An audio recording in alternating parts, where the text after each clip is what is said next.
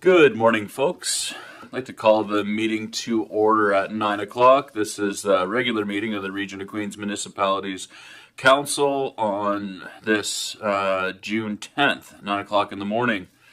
In opening the meeting, I'd like to acknowledge that we are in Mi'kma'ki.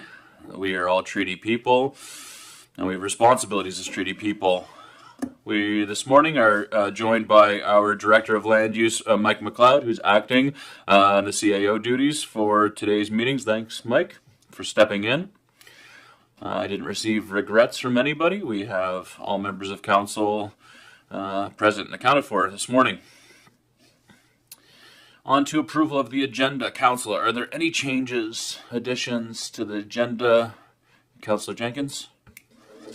I would like to add on the agenda under Section 8 committee reports, in 8.4 is the audit and internal control report, and also Region 6 solid waste report for 8.5. Audit internal control is 8.4, and then 8.5 is the solid waste. Yes. Okay, thank you, Councillor Jenkins. Any further additions or revisions to the agenda circulated, Council? Yes, Wenzel? Yep. 8.1 I believe should be gone. I have no report at this time for the library. Yes, sorry about that. That was an error. Actually, nobody was able to understand how and why that ended up in there. And so I guess we're going to shift everything so that 8.1 becomes 8 everything shifts down a number, or up a number. Okay. Any other revisions, additions to the agenda, Council? Seeing none, I'll ask for a motion to approve the agenda as amended. Moved by Deputy Mayor Charlton. Can I get a second? Seconded by Councillor Jenkins. All those in favor? Carried. Thank you. 3.0 is declaration of conflict of interest. Any conflicts of interest or any of the business items today, Council? Any conflicts of interest that you're aware of? Of course, as always, as we move through the agenda, if you feel that a business item may put you at a conflict of interest, please let me know so, and we'll just ask that you remove yourself from council chambers until the discussion on that item is concluded. 4.0, approval of the minutes. So we have the May 27th regular council meeting minutes that were circulated. Any revisions or changes to the minutes as circulated, Council? Seeing none, I'll ask for a motion that the minutes be approved as circulated. Moved by Councillor Mero, seconded by Councillor Roy. All those in favor? Carried. Brings us to Section 5, which is public comments. As always, we're very pleased to be joined by members of the community here in council chambers. If you'd like to address council, please indicate that you'd like to come forward. When you come forward, hit the gray button on any of these, the array of microphones that are available to you, whether you'd like to stand or sit. State your name and the community that you reside in. Please limit your comments to 5 minutes. Please address your comments to me as the chair of the meeting. When done speaking, push the button again and the light will turn off. As always, this meeting is live streamed on Facebook and on YouTube, so please conduct yourself accordingly. These microphones are quite sensitive, so anybody in the room can be picked up on the microphone. Is there anybody who would like to address council this morning? Miss Anthony?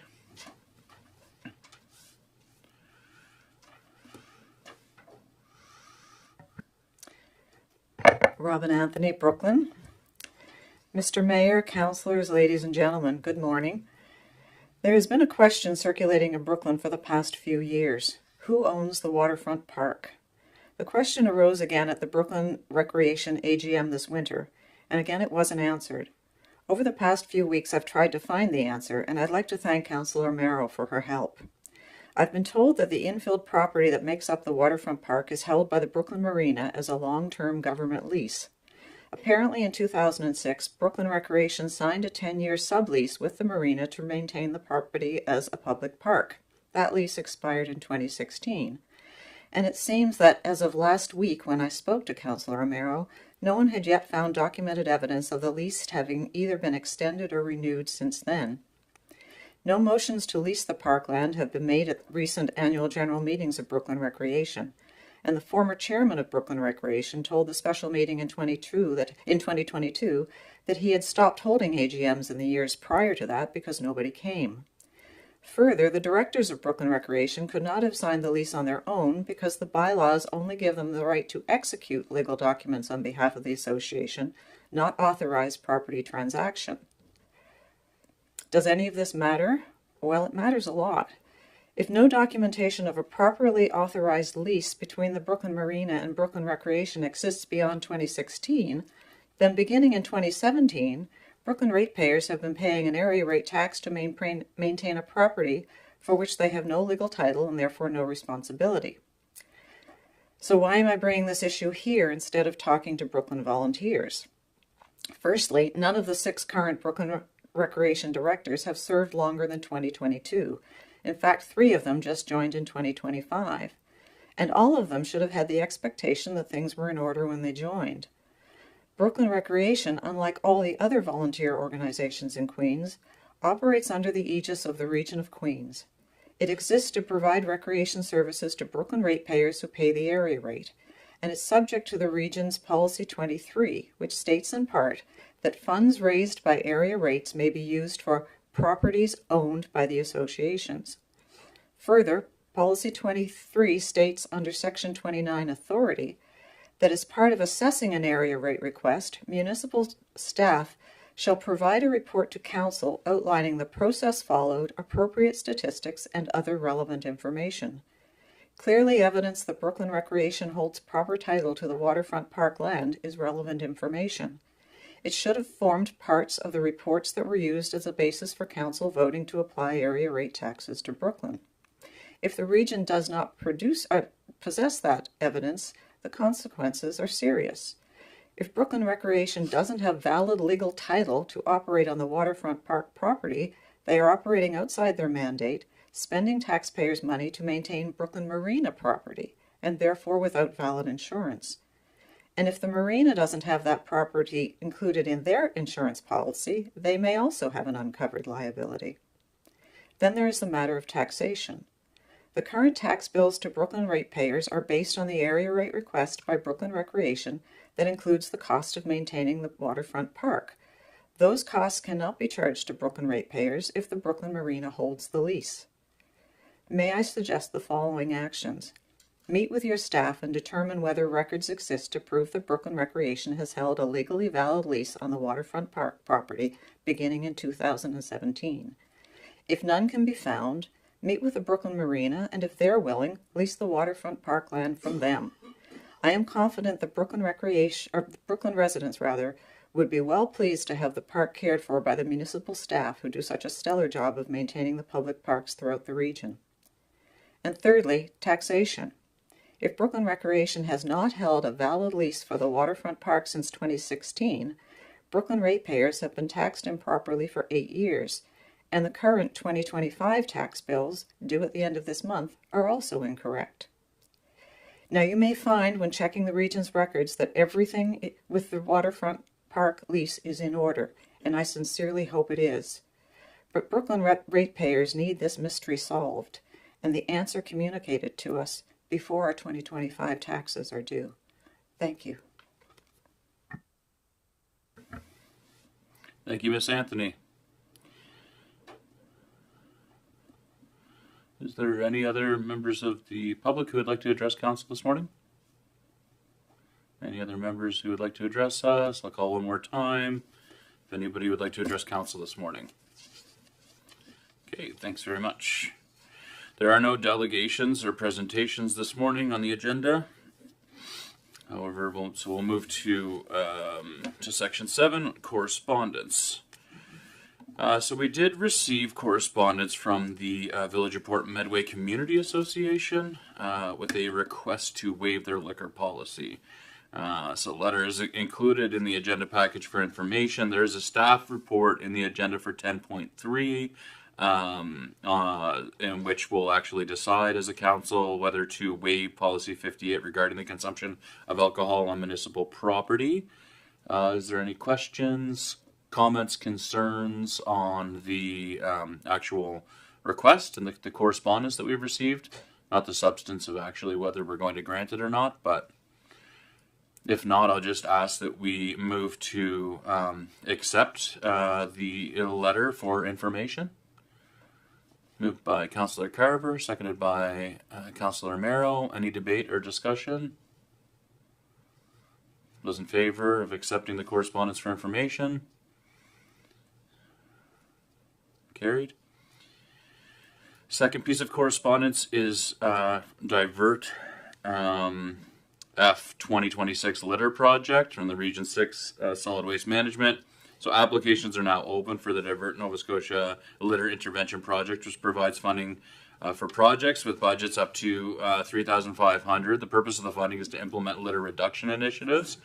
Applications are on a first come, first served basis until the funds are gone. And so I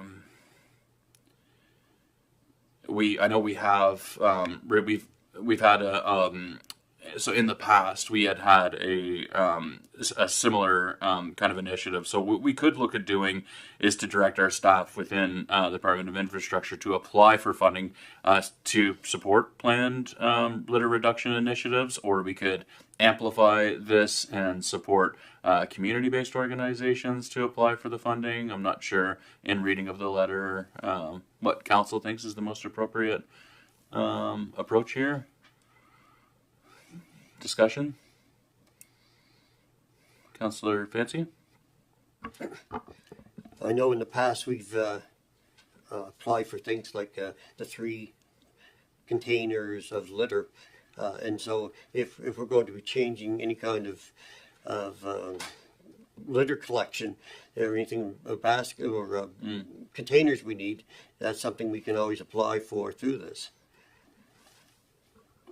Right. Deputy Mayor Charlton? Thank you.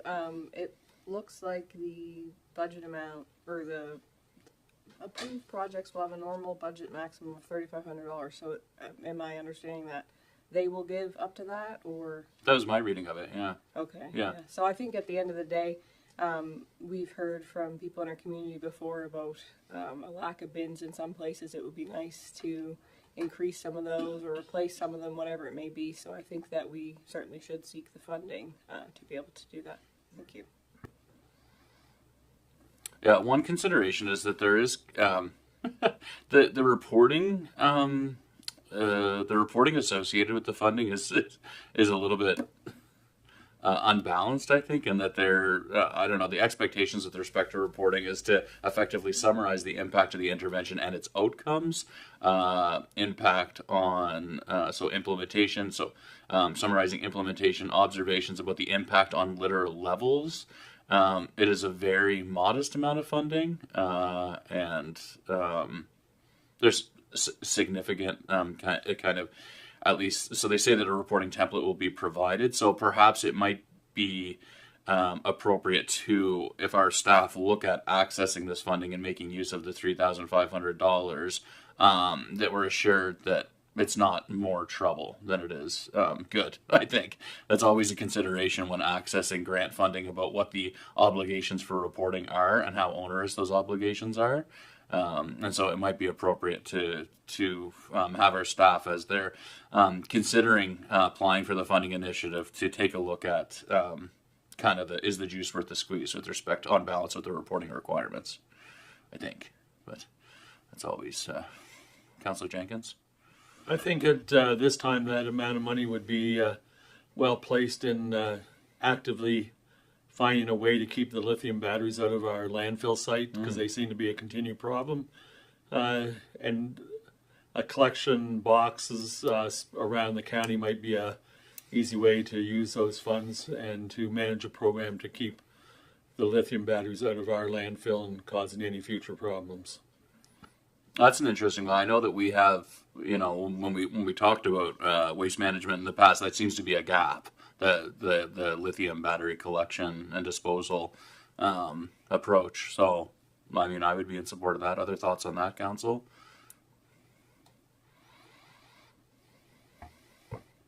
I think that's a great idea, actually, because nobody seems to know where to take the batteries. So, and I don't think we have any in this community that I know of, besides going it to the landfill. Right. Maybe Councillor Jenkins could update us on that, but I think that's a wonderful idea.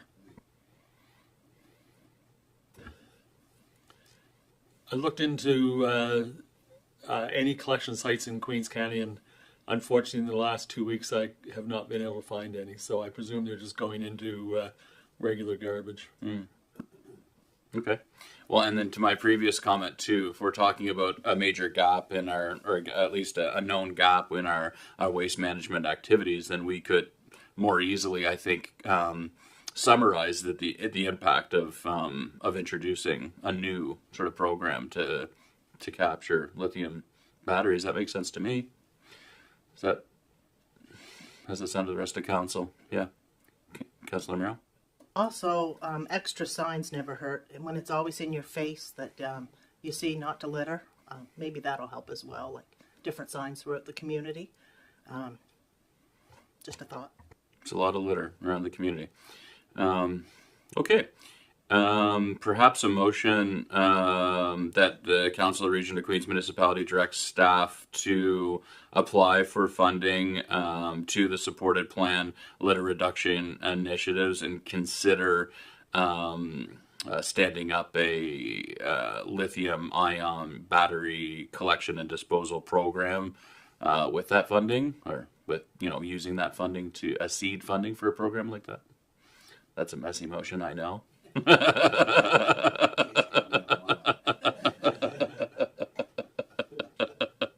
So to apply for funding to this, support planning and development of a lithium-ion battery, a lithium battery collection and disposal initiative.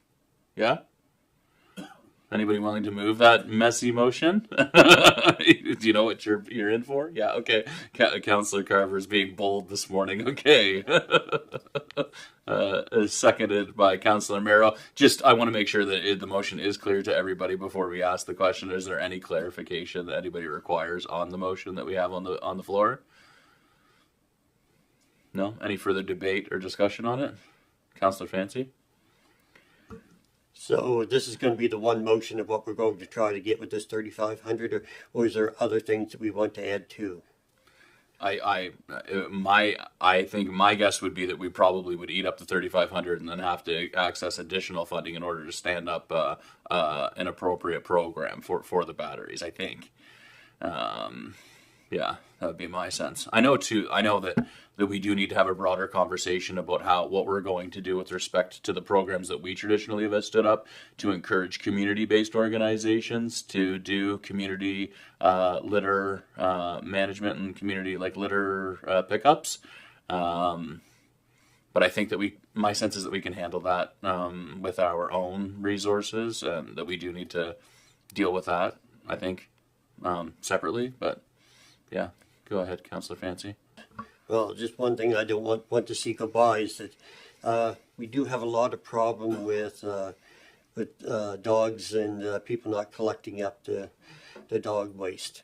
And I know even when I think of it in Milton, you have spots where you can pick up the bags, but then you have to carry it all the way around the river before you've got to be able to take it back to a spot where you can get rid of it. I'd like to, there's one place in particular down by the Botanic Bridge. I'd love to see a container we could drop off that. So, because we're constantly, I know even up by my place, I'm shoveling it up all the time. So, yeah, I don't know if that's going to help it or not, but it would be nice to have a spot where they could be able to drop it off. Yes, sir. Numbers 1, 2, and 3 of why I don't own a dog.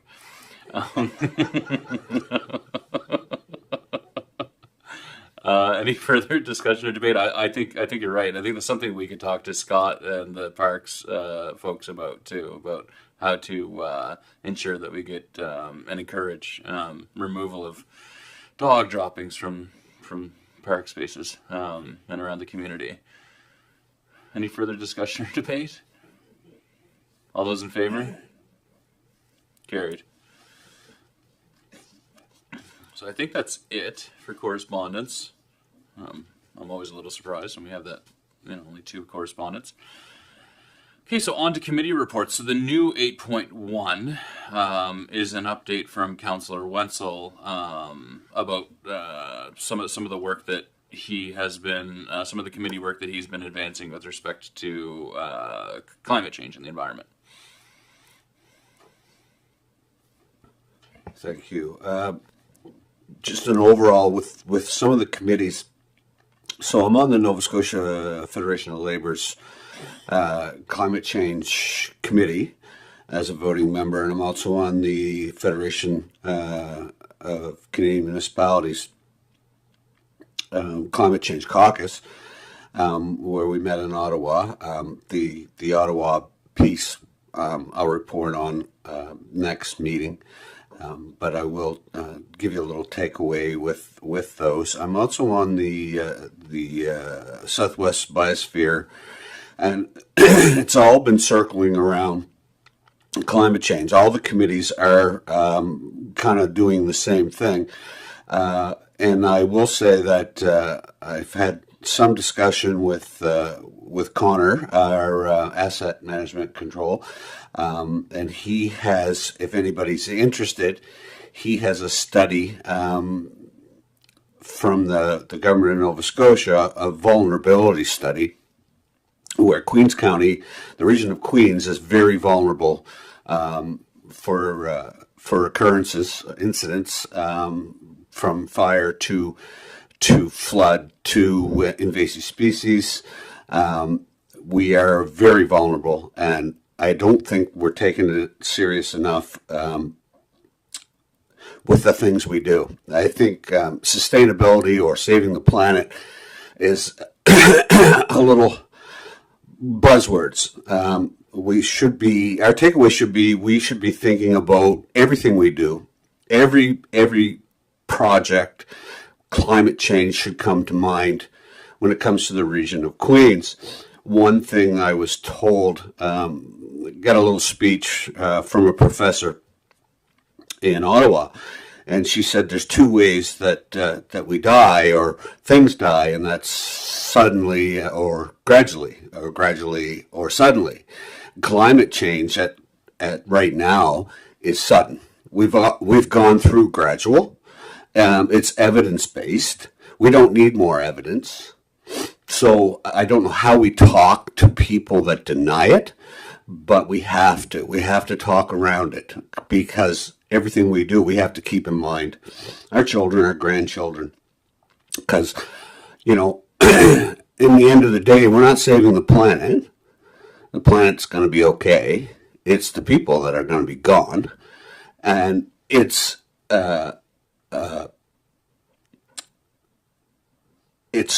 if you think about the fires, for example, let's talk about the fires right now in Manitoba and Saskatchewan. Some of those fires are as big as our county, and there are a lot of people suffering from post-traumatic stress disorder from previous fires or fires now. How is Queens County ready for something that huge? Think about it. Think about the fuel that is here in this county with those fires. What would happen if Keji went tomorrow? Are we ready? We're not. What if one of those dams let go up here on the river? Are we ready? No. We're not. And I think it's time for council, staff, and we'll talk to our new CAO, to keep all of that stuff in our minds when we're dealing with anything, whether it's new development, whether it's control issues, whether it's money, because we definitely are not ready. And it is here. We can deny it all we want, but it is here now. And I encourage all of council to talk to Connor and look at the study from the Nova Scotia government on vulnerability, because out of the 4 boxes, Queens County knocks off 3.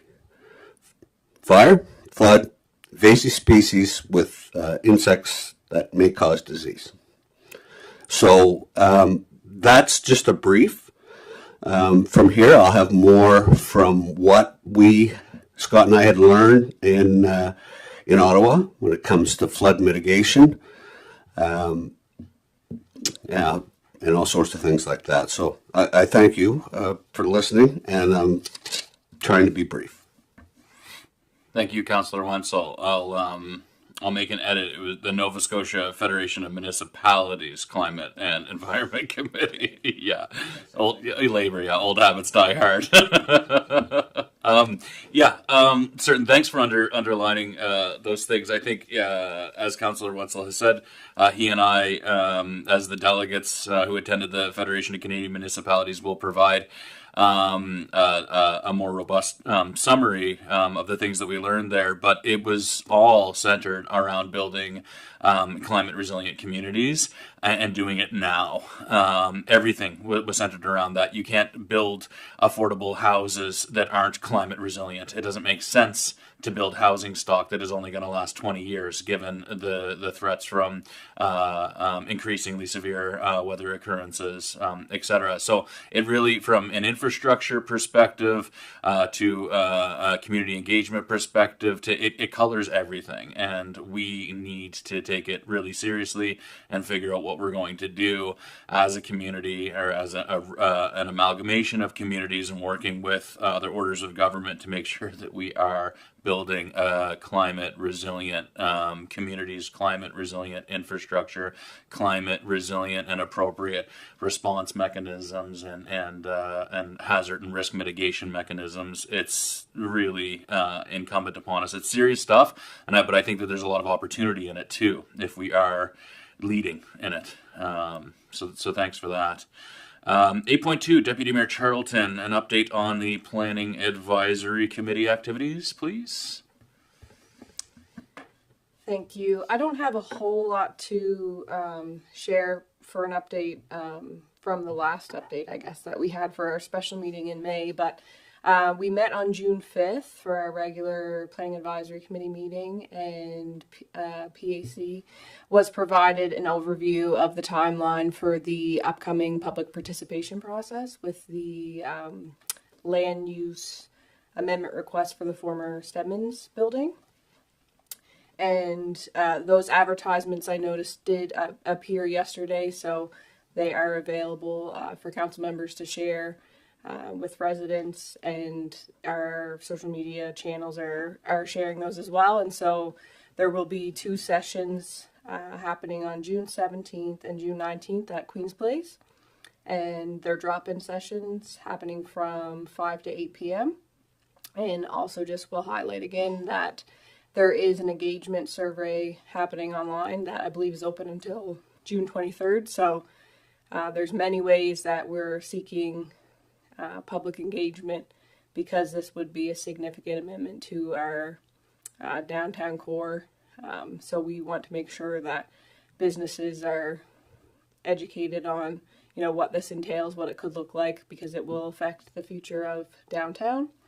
So that's really it on that particular piece. We do have a vacancy for District 5 on the Planning Advisory Committee, so we'll be advertising for that, looking to fill that vacancy.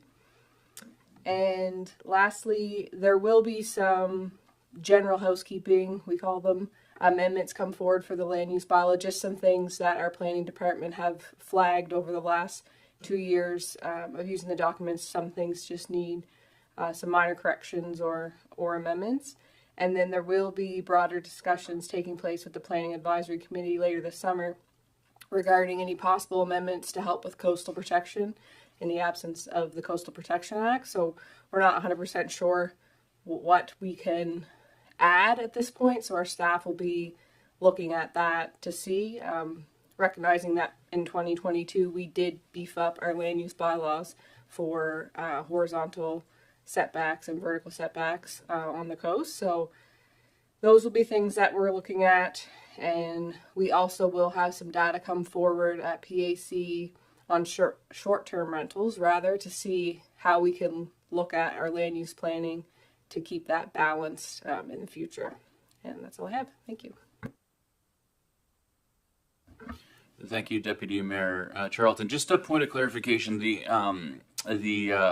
drop-in information sessions that are happening at QPAC, is one of those sessions targeted to residents, and then one section is targeted to the business community, or are both of them sort of general drop-in? Do you have a sense of that, or Director McLeod? Do you want to take that one? Yes, as Councillor Charlton had mentioned, the two sessions, the one on the 17th is directed towards the business community, and the one on the 19th is open to the general public. So, the 17th is a focus with the business owners in the downtown area. Okay, and then there's also a survey where folks who don't want to or are unable to attend one of the information sessions can also contribute their perspectives. Absolutely, and as Councillor Charlton had mentioned, that survey will be open until June the 23rd for feedback. So, so we're looking for all input from not only the business community but also the general public, because it could have potential significant impacts for our downtown commercial area. Deputy Mayor Charlton, do you want to get in there? Yes, thank you. Yeah. I know it was highlighted that we didn't want this to be something that the public can't come out for, so I would also just say that I don't think that anybody would be turned away if they couldn't make a public session, but they could make the other session, because it's not a formal, it's not a 3-hour educational session, it's a drop-in. So I just want to note that in case anybody happens to be watching and they think they can't make one over the other. I don't think that that's necessarily the end of the world. So I just wanted to note that. That's great. I want to applaud the work of the Planning Advisory Committee, the leadership of the Deputy Mayor and Director McLeod in advancing the work of the Planning Advisory Committee. I appreciate your commitment to ensuring that we, when there's big files like this, that we do a good job of making sure that the community members and members of the business community are fully informed and have an opportunity to contribute. I think that that's what we want to aspire to. And so I thank you for your efforts and look forward to learning what we hear through those engagement efforts, so that we can make a well informed decision with respect to the proposed amendments to the land use bylaw. Councillor Merrow. So I'd just like to know, what do these drop-in sessions entail? Like, is there going to be a presentation? Is there photos, or how is this going to take place? I guess it's the intent, because the amendments specifically are looking at potentially incorporating standalone multi-unit residential dwellings within the downtown commercial core area. Right now, under our planning documents, residential units are permitted, but are essentially accessory to the commercial, primary use of the commercial. So the potential amendments, or what has been applied for, is to allow properties within that downtown commercial zone to be strictly used for residential. So thereby potentially taking away future commercial space in that area. So we've engaged the services of Upland Planning and Design they are planning consultants who are assisting us with this. So there'll be general information of proposed amendments to the planning documents. There'll be mapping respecting the defined area of the downtown commercial core area. And basically, as Councillor Charlton mentioned, they're drop-in sessions. There's not going to be a presentation up front. So staff and Uplands will be essentially there to just gather the feedback from the public. It's more of an informal drop-in sessions.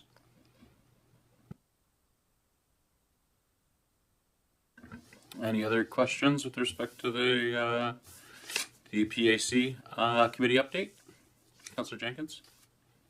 In a comment in regards to these sessions, I think it's important that the the residents of Liverpool and Queens County alike do their best to take part in some of these sessions, and just because any results coming out of this have long-term impacts on Liverpool downtown core and in exchange Queens County as a whole. Thank you. Anything further? Councillor I Winslow? have a question for Deputy Mayor.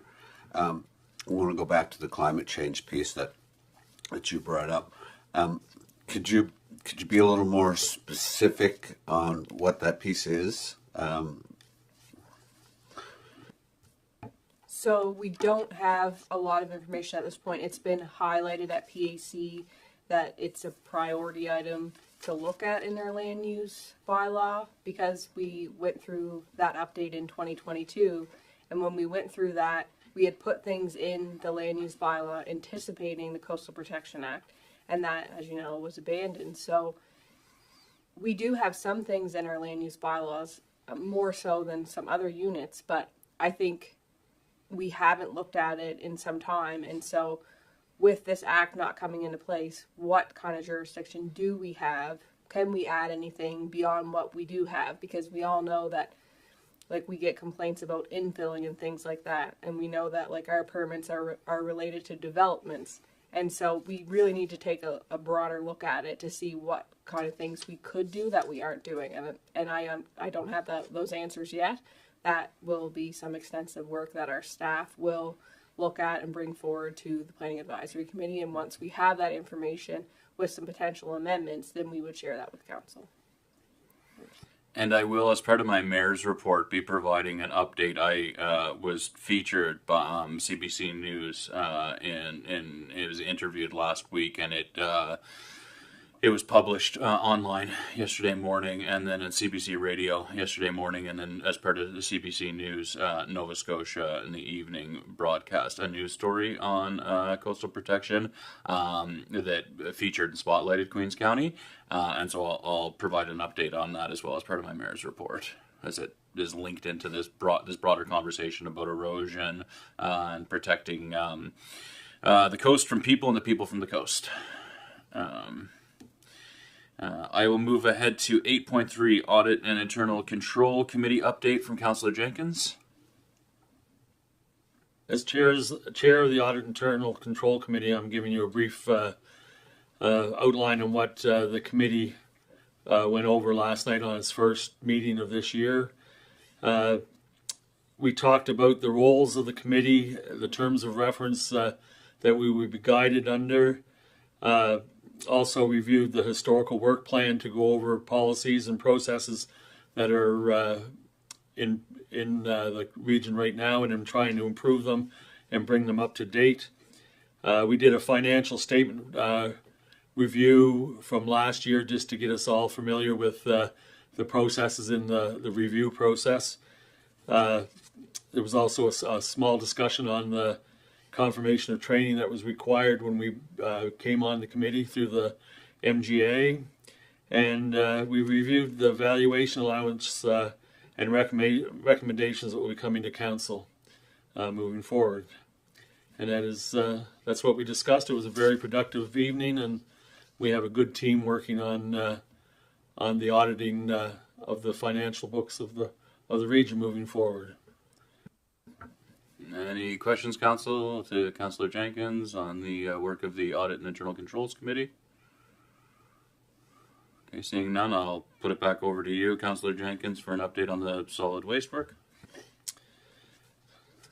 In last council meeting, we discussed, or I mentioned about how the extended producer responsibility was moving forward, and it was a few little glitches with how the collection of waste was going to be carried out, but thankfully, last week there was good news with the small ICI, which is small business and non-residential generators of recyclables, and that will now become part of the collection process within the region. So it should save us some money moving forward and make it easier for small business to sort properly and to keep within the program as we move forward. Thank you. So I read that update, and so is it that ICIs, which previously were not going to be captured by the circular materials intervention, are now going to be, that's going to be included? That's correct. It'll make it easier for the collector to be able to collect everything at once, and the sorting process will be improved quite a bit by doing that. Thank you, Councillor Jenkins. Council, any questions for Councillor Jenkins on that committee report? Okay, hearing none, I'll move on to section 10. Is there no unfinished business agenda items, business items for this agenda? I'll move on to new business. The first piece of new business is section is that item 10.1, which is Liverpool Bridge sidewalk. I'll invite up our Director of Infrastructure, Adam Grant, to provide us with some information on this report, please. Good morning, Adam. Good morning. So there's a brief report prepared for Council's review regarding the Town Bridge sidewalk. So back about 2 years ago, Council brought forward some concerns over the surface condition, looking at alternative solutions, whether it be putting the intermediate railing back up or constructing a sidewalk outside of the bridge. And there's a report prepared by CBCL presented to Council at that time. And Council's feeling was it would be best to hold off until another revenue stream perhaps opened up by the province or the feds to look at some upgrades. The project is hung on the capital investment plan for the last couple of years, so this year we're looking just to move ahead with some design. So if some funding were to come available, we'd be more shovel ready than what we are. So there's three, solutions proposed. A lane realignment would be one, which would see the sidewalk moved entirely to one side of the bridge. The next one would be an exterior corridor where we construct a whole new sidewalk hung over or built over top of the force main on the western side of the bridge, and then a separate freestanding structure, which could be kind of anywhere in that neighborhood, but it would be a standalone freestanding bridge. There is $181,000 in the budget this year for design work of the structure, and we'd like to kind of get that on the go. Questions? Council? Questions for Director Grant on the report?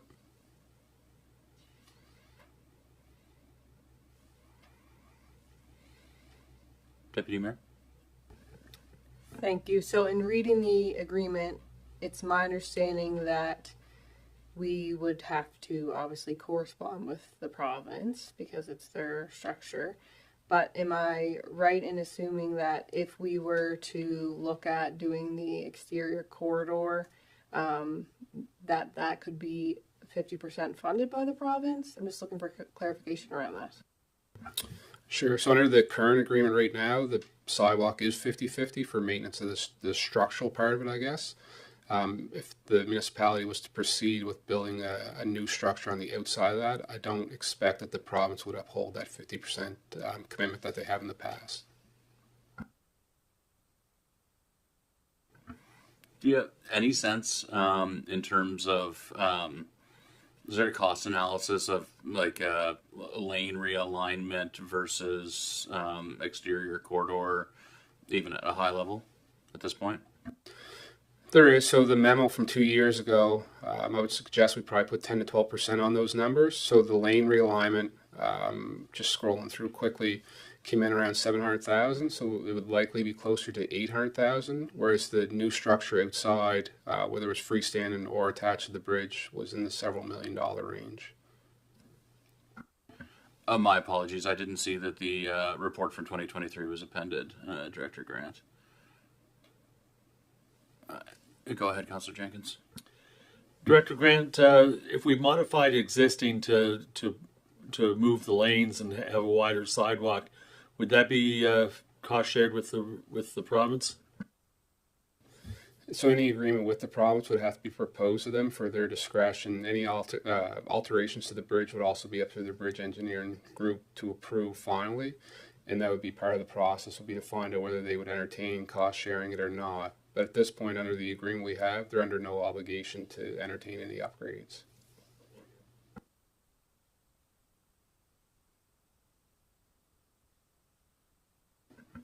from your perspective, why is the exterior corridor preferable to lane realignment?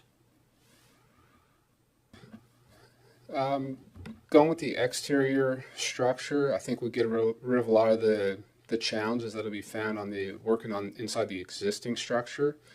Going that way would open up an avenue to create bicycle lanes on the existing bridge once the sidewalks are removed, as well as it wouldn't require realignment of the street from lanes all the way through to Water Street, so it'd be less invasive on the existing street structure, and we'll probably be able to provide a more fulsome solution on the exterior of the bridge as opposed to trying to fit within a kind of more refined area. And sorry, last question from me for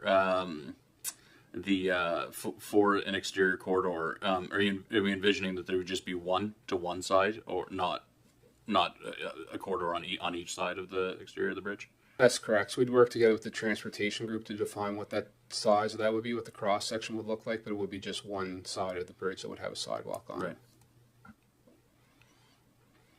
Deputy Mayor Charlton? Thank you. I know it's been a while since we talked about this, but I remember talking about the lane alignment, realignment potential before. And if you stand there and stare at it, I don't really see how that makes sense. The exterior corridor obviously has a huge price tag, and so I'm just wondering if I feel like we need to address this. Certainly, it's not safe. If you're walking on the bridge now, you're up quite high up. People misstep or things like that, and you could very easily be in the road. You don't have a railing or anything to hold on to. The fact that it's already kind of tight through there, we do have cyclists in Queens, and so that's a bit of a problematic place as it is. So I don't see how the realignment really makes sense, but also we need to be able to seek funds to cost share with this, because it has a significant price tag, and it's an active transportation route. It's a main area. There were sidewalks put there, but they're really not adequate, and I don't really see how any other option makes sense. The third option obviously is way more money. If you look at, I guess Milton Bridge would have a similar, they have the access on the one side there. So I'm not against having the design work done, but I'm also just wondering if we might need some clarity of directing staff to seek funding opportunities. What funding opportunities are available from the province? Are there any from the federal government? Because that $3.4 million is significant. Thank you. I mean, I agree with you, and I think probably some political correspondence with our colleagues at the other orders of government too. I think from my perspective, it doesn't make sense for the province to be responsible for that infrastructure and not include active transportation and appropriate, safe pedestrian access from one side of town to the other, facilitated by that bridge. That would be my sense. I'm so happy to advocate for that. So I agree. I would be also in favor of exploring that option, getting the design work going, but making sure that we take advantage of any and all possible opportunities to get funding from other orders of government. This was never that's the history of it, right? Is that the bridges are intended to be, a provincial responsibility as well. So, other thoughts? Go ahead, Councillor Jenkins. Director Grant, is there a lifespan on this bridge that's currently in place? And that's a good question. So that'd be one of the first things we'd find out with the province is exactly what the replacement date they're looking at. The last we spoke to them, which is probably more than 5 years ago, they didn't have a date really penciled in on the horizon yet. And the way it was kind of phrased was it's more than 5 decades out from replacement at this point. Is that still true today? I'm not sure, but we certainly would want to ensure that whatever we do to that bridge is going to be there for as long as possible, obviously, to get good bang for buck out of it. Anything further, Council? Councillor Jenkins, or pardon me, Councillor Fancy. Yeah, so we look at the one picture you gave us, the one of the figure 2 of the modified bridge. It would look great for the bridge itself because you could be able to put 2.1 meters on one side and 0.3, which would be your bicycle lane, on the other side. but the difference between the 1.2 and the 2.1 is a 0.9 meters, which is, you know, probably 7 or 8 feet. So that would be quite a movement of the highway to line up with that. How would we even have that, like say going up through Bristol, where we got a very narrow road and a sidewalk that's very narrow because of the narrow road, it's just because it isn't there. Would that even be a possibility? It is a possibility, so it fits within the existing footprint that's there now. So shifting it to one side by 3 feet would require some buffer outside of the bridge proper. And that's why I suggest, like in the area between Mersey Seafood and Lanes, we take the sidewalk out on one side to allow a transition. It'd be similar on the south side of the bridge with the same approach to transition those lanes out and around. Councillor Fancy. So you would think that's still a possibility without causing any disruption or causing anybody any, even for you fellows to be able to do it. Yeah, so based on this analysis, it'll fit within the existing footprint, which was kind of part of the design constraints, was to make sure that there's no substantial modifications if we were to realign.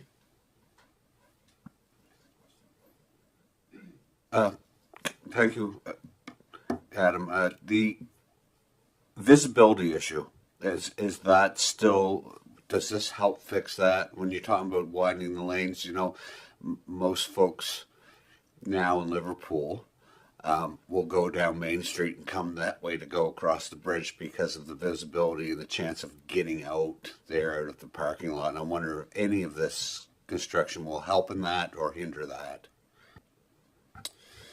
Yeah, so it certainly would support it. So the crosswalk will be able to be realigned as part of the other work that we have on the go right now. And getting the pedestrians off the bridge out of that sightline path would help. Moving the crosswalk will allow the stop bar to be moved closer to Market Street, which would allow, you know, improved visibility at that site. So it would all support a better flow of traffic. So that would tie into, because we have the sewage pump station there, the lift station, and we're talking about making modifications to that intersection. We could tie in these improvements to the bridge and walking infrastructure with the redesign of that intersection. Yeah, that's correct. So getting all these projects to tie together at the same time is kind of crucial, and that's the point we're hitting today. I like it. Okay. Councillor Mira? Just thinking about accessibility, if we do a walking structure along there, would it be wide enough to accommodate like scooters and things like that, like mobility, people with mobility issues?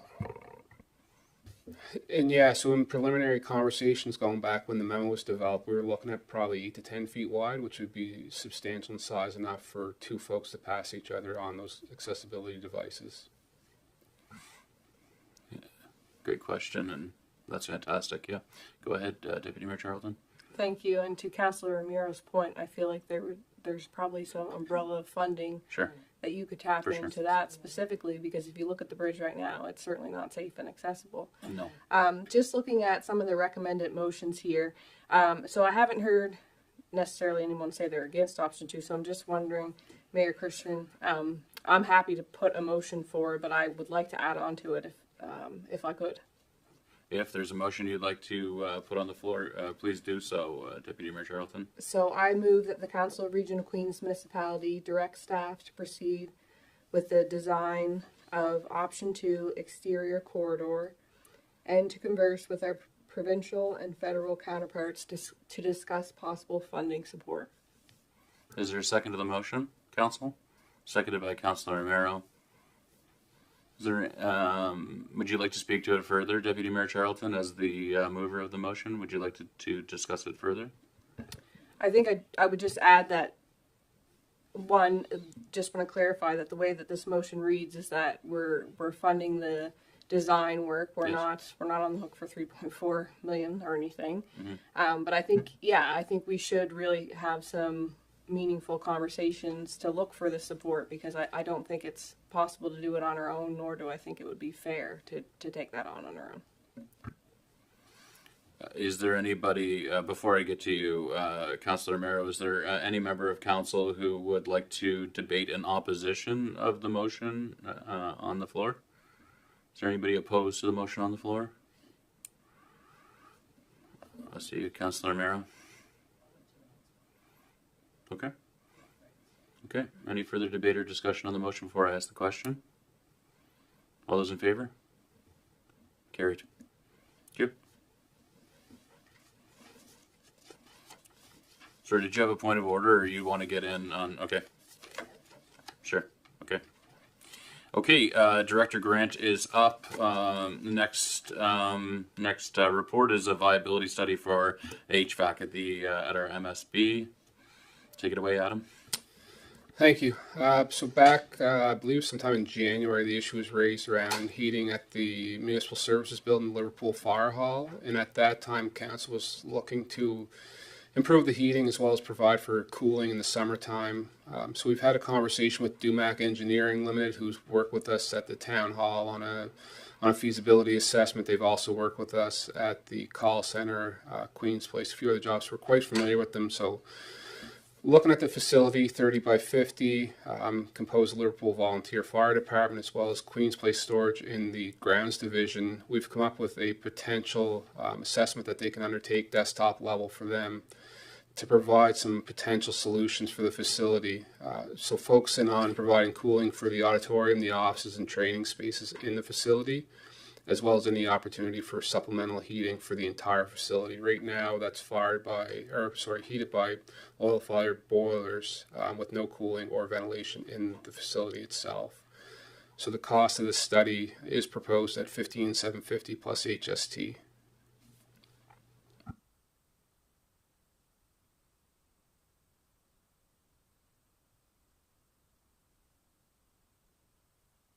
Okay, thank you, Director Grant.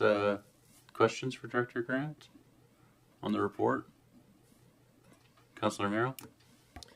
Can an HVAC company give us this information without having to spend this kind of money on a study?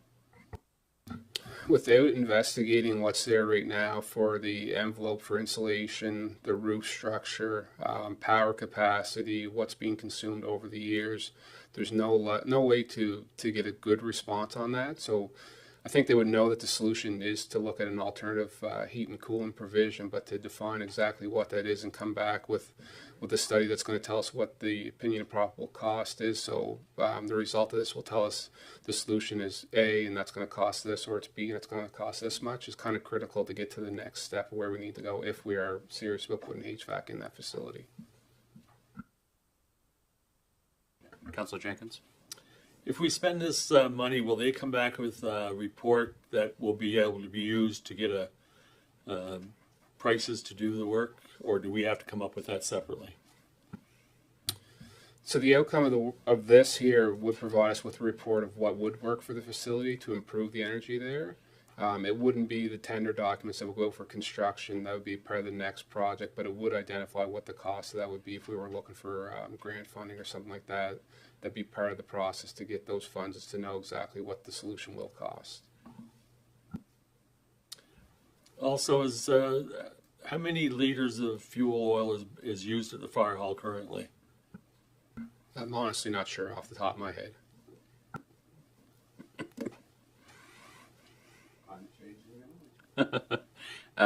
Any further comments, questions on this report? Okay, so the recommended motion is that the Council of the Region of Queens approves an unbudgeted expense of $15,750 to be funded from accumulated surplus for a heat pump viability study at the Municipal Services Building. Is there a member of council who would like to move that motion? Moved by Councillor Fancy. Is there a second to the motion? Seconded by Councillor Jenkins.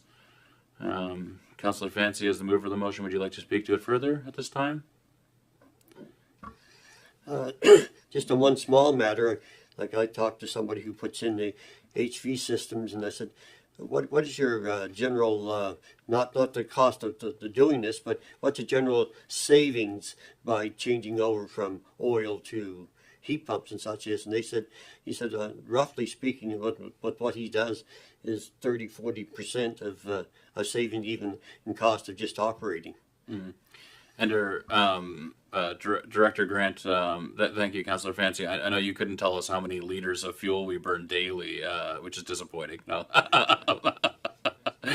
but are those the cost of utilities, the oil and whatnot? Is that the cost that is shouldered directly by the municipality? Do we pay for the utilities at the fire hall?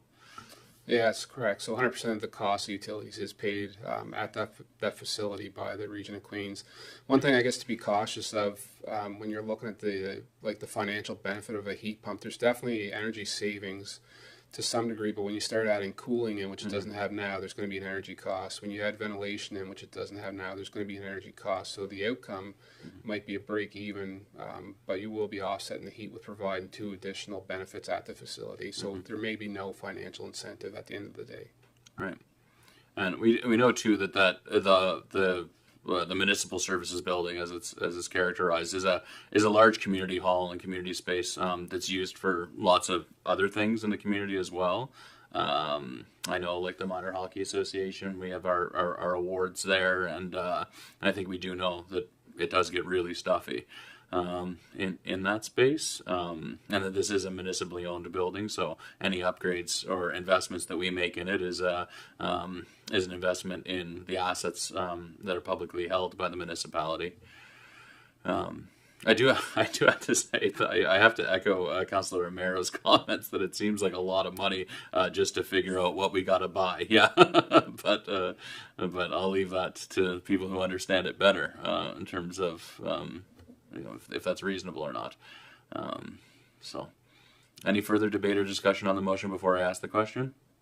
Is there anybody who would like to debate in opposition of spending $15,750 from the accumulated surplus to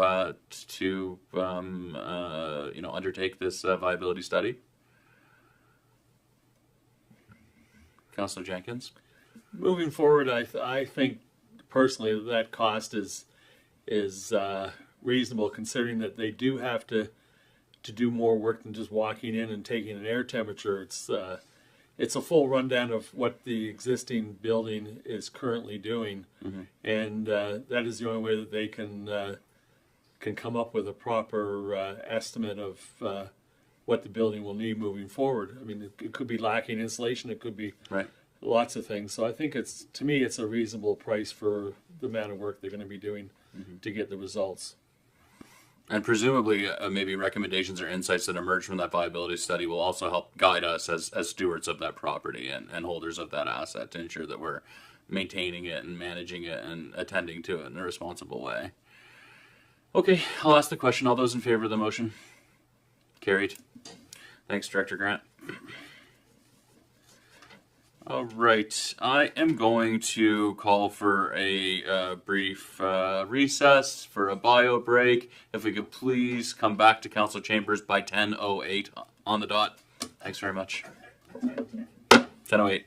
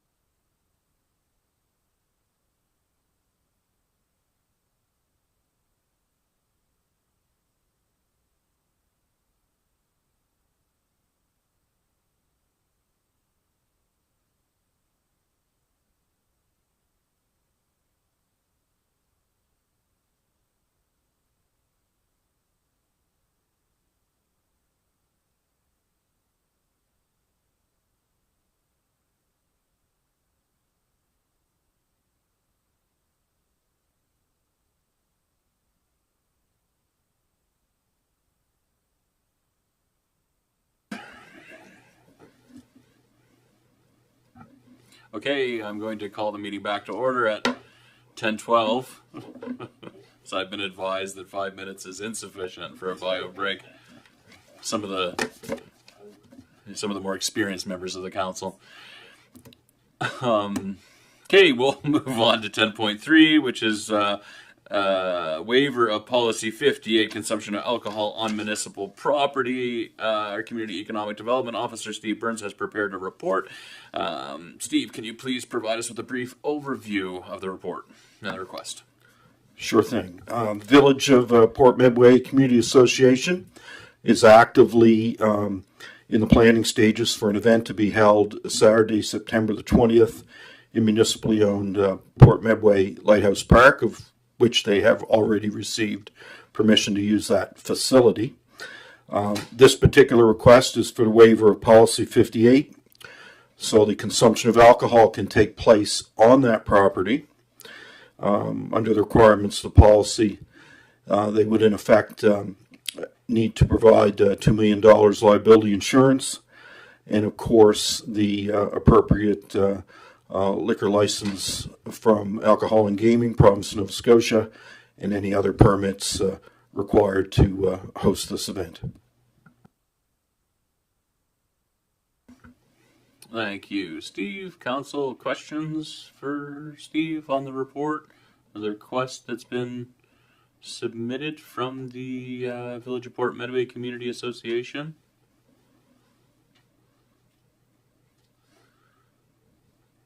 So I have a question. I see here it applied to the Port Medway Lighthouse Park. So is this not the same event that used to be called the Port Jam that took place on the Port Grocers premises? That's now the Rose Finch Mercantile.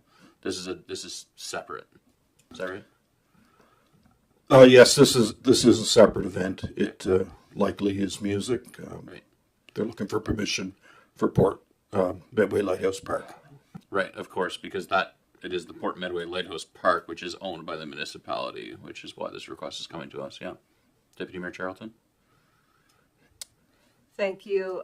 These are things that we get annually, and I'm just thinking, I know that we will have at some point some further support in-house from staff for policy advisor, or I can't remember exactly what the job title was, but I think it would be helpful for this policy to be looked at, because I've just kind of quickly looked to see what other municipal units do, and I was able to pull up, I think it was Wolfville's policy, and they have some other things noted in their policy beyond this, but their policy actually allows staff to just give the approval if they meet all of these requirements. And I know from, I think it was just a few years ago, but there was a group that almost didn't get their document in just because of where the council meetings fell with their event. And so I think that if you put the provisions in the policy that have to be met, and things like the $2 million liability insurance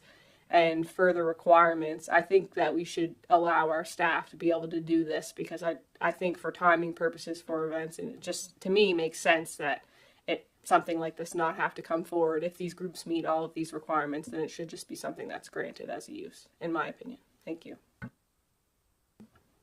Thanks, Deputy Mayor. Councilor Jenkins, you want to get in there? I think that's a fantastic idea. There's too many of these things are coming to council that as long as the guidelines are met, we're going to usually be approving them. And I think moving forward to a more effective staff and council, that would be a good way to take care of some of these things. Thank you. Further discussion? I wholeheartly agree with the Deputy Mayor on that. I think there's been some history of being denied too, and that's why it's here. I mean, we just did one for Privateer Days, and now we've got Port Medway, and I'm sure our other villages will be interested, like Brooklyn. So I agree with Councillor Jenkins and the Deputy Mayor. Okay, so perhaps it would be appropriate for a motion, something like that the Council of Region of Queens Municipality directs staff to review the existing policy number 58 and come back with recommendations for an updated policy that could include removal of council approval to waive the ban on consumption of alcohol on municipally owned properties. So remember, Council, Deputy Mayor Charlton has moved that motion. Is there a second to the motion? Moved by Councillor Carver. Further debate or discussion on the motion? We've had some discussion leading up to the motion. Is there further debate? Councillor Fancy? I'm trying to listen to what you just said, but it seems like we'd be holding them back right now, wouldn't it? From what it would be, it's because we're waiting for a report to come back. Oh, I'm sorry. I think that not with respect to this request. I think we can deal with this request, but for the future to have a step. Thanks for the clarification. Not to withhold approval of the request that's been submitted by the Village of Port Medway Community Association, but as a broader motion to look at and potentially update and make recommendations for an updated version of Policy 58 for the future, not with respect to this request. If that makes sense. Councillor Fancy? And I understand what you're saying with that too, but do we want to do it just for this, or are we looking at trying to make it broader for all groups? And so I don't know. Does that cover that way, or are we just looking at this as an individual group?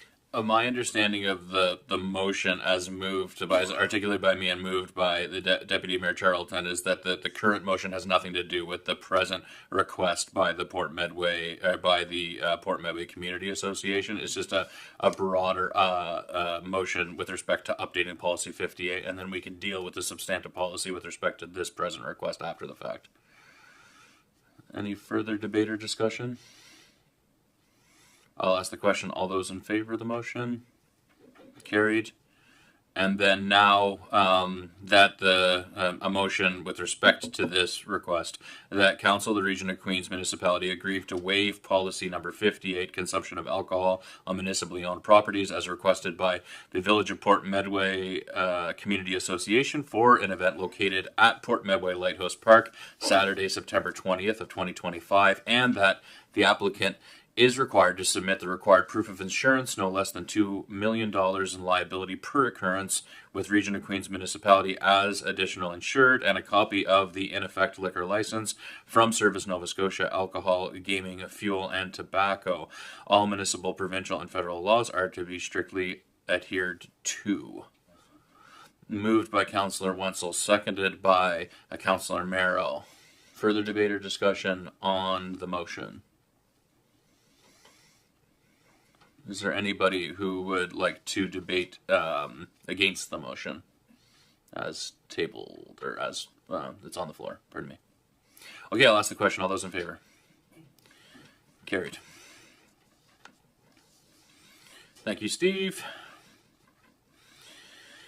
10.4 is with respect to an easement on Gorham Street in Liverpool. Director McLeod, could you provide us with a brief overview? Sure thing. Nova Scotia Power is currently in the process of upgrading some of its infrastructure in the Liverpool downtown area.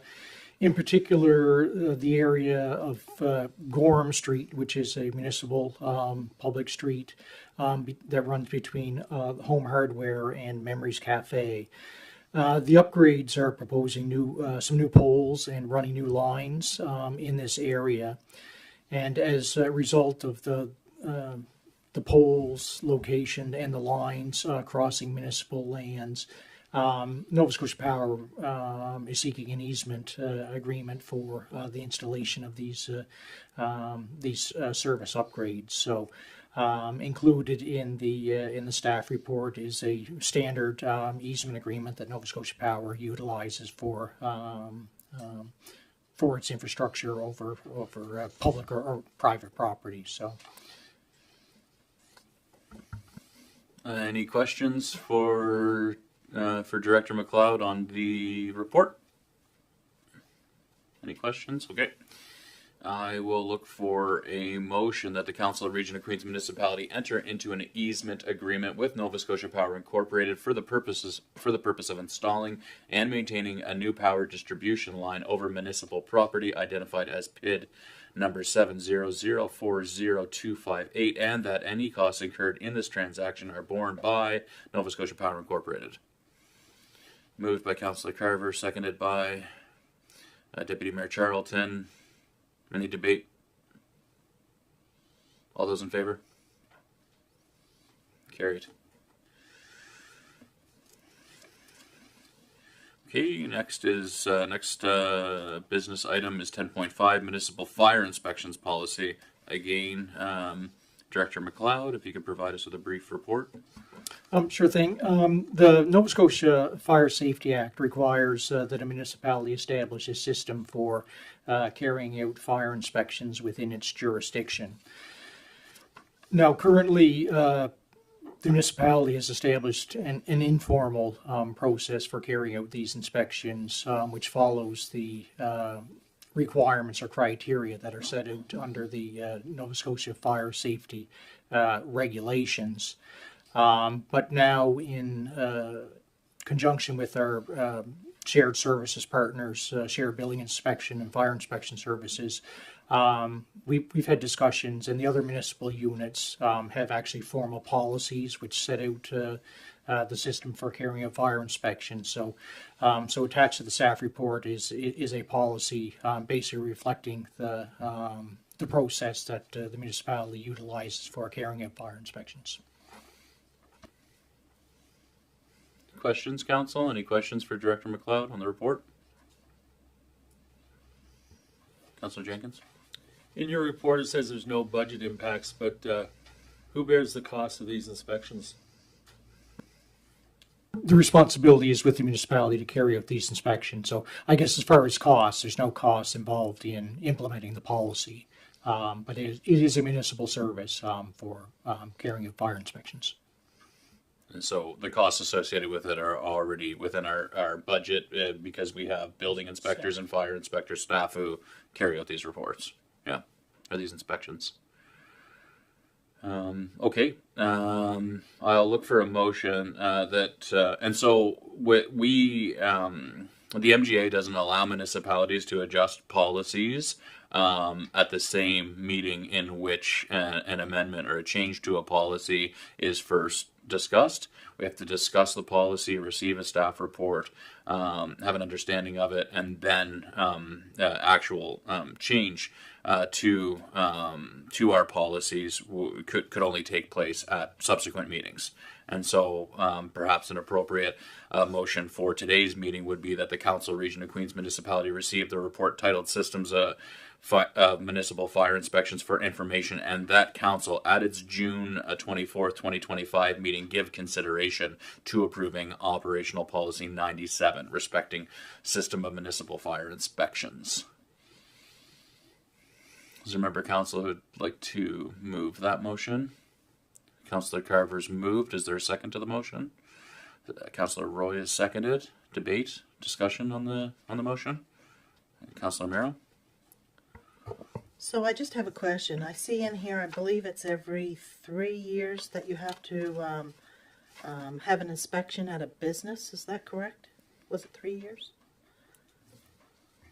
Yes, so I guess these sections are taking pretty much right out of the Fire Safety Act and regulations. So, so they establish the time frame which certain types of inspections based on the classification of a building needs to take place. So, so these are basically mirroring the provincial regulations.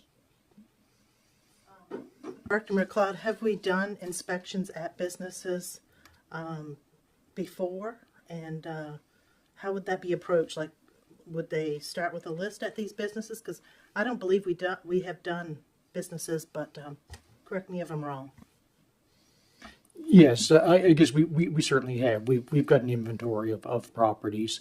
And that was one of the things with the shared service building, fire inspection and building inspection services that increased our capacity to keep up to date with the fire inspection side of things. So with that extra support, we're getting back caught up. We were behind in some of those, but the shared inspection services has helped considerably in getting that back up to date. Further debate or discussion? No, just a point of order, Mayor. You said when reading your motion at our next meeting, June 25th. I believe it's June 24th. Oh, yep, pardon me. That was my intention, was to say June 24th for sure. Thank you, Councillor Wenzel. Further debate or discussion on the motion? All those in favor? Carried.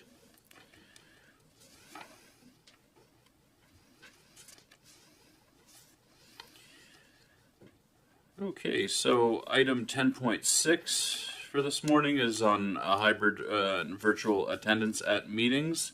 Would our communications officer, Heather Cook, please come forward with, accompanied by Steve Wanot, our manager of information technology. Heather, Steve, could you give us tell us a bit more about this report, please?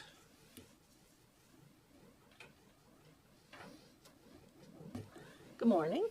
Morning. Yeah, so you've seen the report in the package, and thank you very much for allowing us this opportunity to talk about this. In reading the policies that were provided at the last meeting as examples, we were reviewing and noticed that they're all quite different. And none of them actually fit our situation like a glove. So it was a little difficult to find one that we might be able to just quickly insert R&D, rob and duplicate, our information into. And so with the short timeline and turnaround to get a draft policy back to a council meeting, we came up with a suggested policy revision, as you can see. We have an existing policy 23, which is regular council meetings. And that is something that one of the examples that were provided was just amend an existing policy to reflect virtual and hybrid meetings. So that is one of the recommendations in this report. Another is, if we had a little more time, we could develop a more researched and detailed policy for you, which would allow us some time to test the equipment that we have and make sure that virtual and hybrid meetings run seamlessly, both for the participants in the meeting as well as the people who are watching them. And have I missed anything, Steve? No. Okay. As the mayor mentioned, the MGA, this would be a draft policy at this point in time, and we could bring it back to if you went with the revisions for policy 23, we could bring it back to the June 24th meeting with any suggested changes you folks have today or up until about Friday to add to, and then get the copy back out to you. It's a 7-day time that you have to sit with the policy and think on it. So according to the MGA, the parameters around virtual and hybrid meetings are that all participants in the meeting need to see and hear each other. The public needs to see and hear each other. And if it's a fully virtual meeting, you have to give 2 days notice of how that meeting will be held. So those things have been covered in the suggested revisions to policy 23. And if you directed us to do a full policy, of course, those would be covered in a full standalone policy. Great, thanks. And the proposed or recommended approach here is presumably, this question is for Steve, I guess, something that we can accommodate and operationalize with the current tech infrastructure and tools that we have at our table? I haven't sat down and exactly planned it all out how it's going to work, but I'm going to say yes. Council?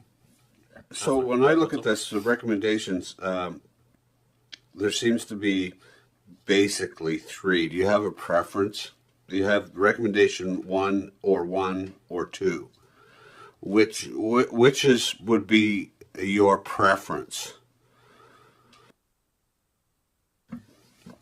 Our preference, if you wanted it to be a quick turnaround, so that things could happen if somebody got sick or had something come up that they were unable to attend a meeting in the summer months, would be to go with the amended policy 23, because we could bring that back to the next meeting. And you folks could debate it then and approve it. So I think it's that research and development of a new standalone policy would take a longer period of time, that we could make amendments to the existing administrative policy 23 in a more expeditious way, so as to cover us, so that we can enact this a little quicker, I think is the idea here. Is that correct? Yeah. Deputy Mayor Charlton? Thank you. Just a clarification point, because I think there's a little bit of confusion regarding the stipulation in the MGA. So we could have, if this policy, if everyone was happy with the policy the way it's presented with the amendments, we could have moved this today had council members all had 7 days notice of the policy. So unless there's something that I'm missing and recollection of before, we would, in this instance, sometimes staff would have sent us a policy ahead of our agenda package to meet that 7 days notice. So I just want to highlight that for new council members who aren't familiar with the process. So if this policy in its draft form, if all council members have a copy of it 7 days ahead of time, like we could certainly move that at the next meeting, or it could be a different policy, but unless there's something I'm missing in the MGA, it's just a 7 day notice to all council members. I certainly think that we should try to move this along. I also recognize I don't think it's fair to think it will be perfected right away. If I look back at when we started making enhancements with audio and video in this room, there were some, hiccups and things that we work through, and sometimes we still have to work through them. So I think, it would be certainly, in my view, a great option when members are ill or like Councilor Mira had said before, with a hip surgery, she certainly could have been attending, but not in person. So I think we should move forward with something and recognize that we'll probably have to adapt it as we go. And if there are additional supports required, then we'll have to support them. Thank you. Further questions or discussion? Councilor Mira? I noticed in reviewing this report that it didn't include committee members. I think that's an important step to be an accessible and inclusive community, is to involve committee members as well. I know for the accessibility committee we're having a problem attaining community members, and this might be a good step that they could join virtually if they're not able to attend in person. So I'd like to take, I see it says July 8th, I'd like to take a little bit more time and include the committee members as well into the policy. Thank you. I think it's a point well taken. Likely would require probably amendments to a separate policy, I think, because Administrative Policy 23 is with respect to regular meetings of council. So it would be like taking a similar type of language and amending a different policy with respect to the committees of council is my expectation. But I think that is I think that's an excellent point, and I see our staff furiously writing notes. Pardon? Right, in the original motion. Yeah. Okay. And so in executing on the original motion too, it would be good to envision probably a little less urgent maybe than the regular meetings of council, because I know that we want to make sure that we are covering off and ensuring that we have a policy that's going to allow for virtual attendance in the meetings of the council, in pretty short order. But I agree. I think that in terms of removal of barriers and in ways of creating meaningful ways for all members of our community to contribute to committee work, I think that could really help with barrier removal to allow for virtual participation and attendance of committees. So thanks for that, Councillor Marrow. It seems like folks are leaning toward the staff recommended option. Is it fair to say that folks are council members are leaning toward the recommendation of revision of Administrative Policy 23 on respecting regular meetings of council, as opposed to the more robust researching and development of a standalone policy? Is that fair to say, council? Okay, so I will look for a motion to receive the report and direct staff to return to the next regular council meeting with revised Administrative Policy 23 in advance of that meeting respecting regular meetings of council, which includes, pardon me? Yeah. Thank you. I think it would make it easier before we put that motion on the floor. Just one thing I would like to add, I'm not sure how other council members feel, but it did. So I think there were 5 sections that were being proposed to be added here. And in 7.2, it says notice for a council member to take part virtually must be received by the municipal clerk 2 days prior to the meeting. Yeah. So that's the only thing that really stuck out to me, just given that when people get sick, sometimes they don't have that kind of notice. Yes. And in looking at some of the other policies, some of them had longer timelines than that, and I thought that struck me as odd.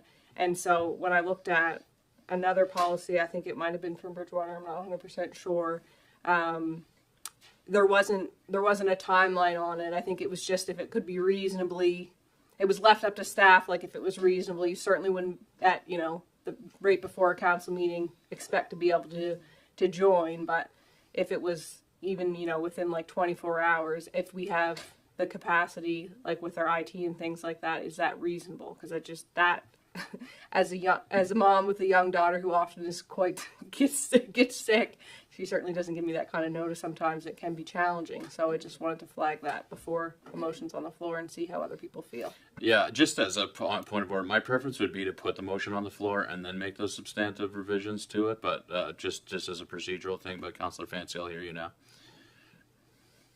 Yes. I wonder if it's at this time I should be able to talk about this. I wanted to make a statement concerning our last meeting on this about the hybrid and virtual meetings. Yes. It said, it has recently come to my attention that there's been some misunderstanding about statements I made at the May 27th council meeting in regard to our discussion on hybrid and virtual meetings. Today I would like to clarify such. Since the council was elected in October, it has been most encouraging to see the high level of engagement in our bi-monthly council meetings. Although the in-person meeting is ideal, we understand that sometimes it's just not possible.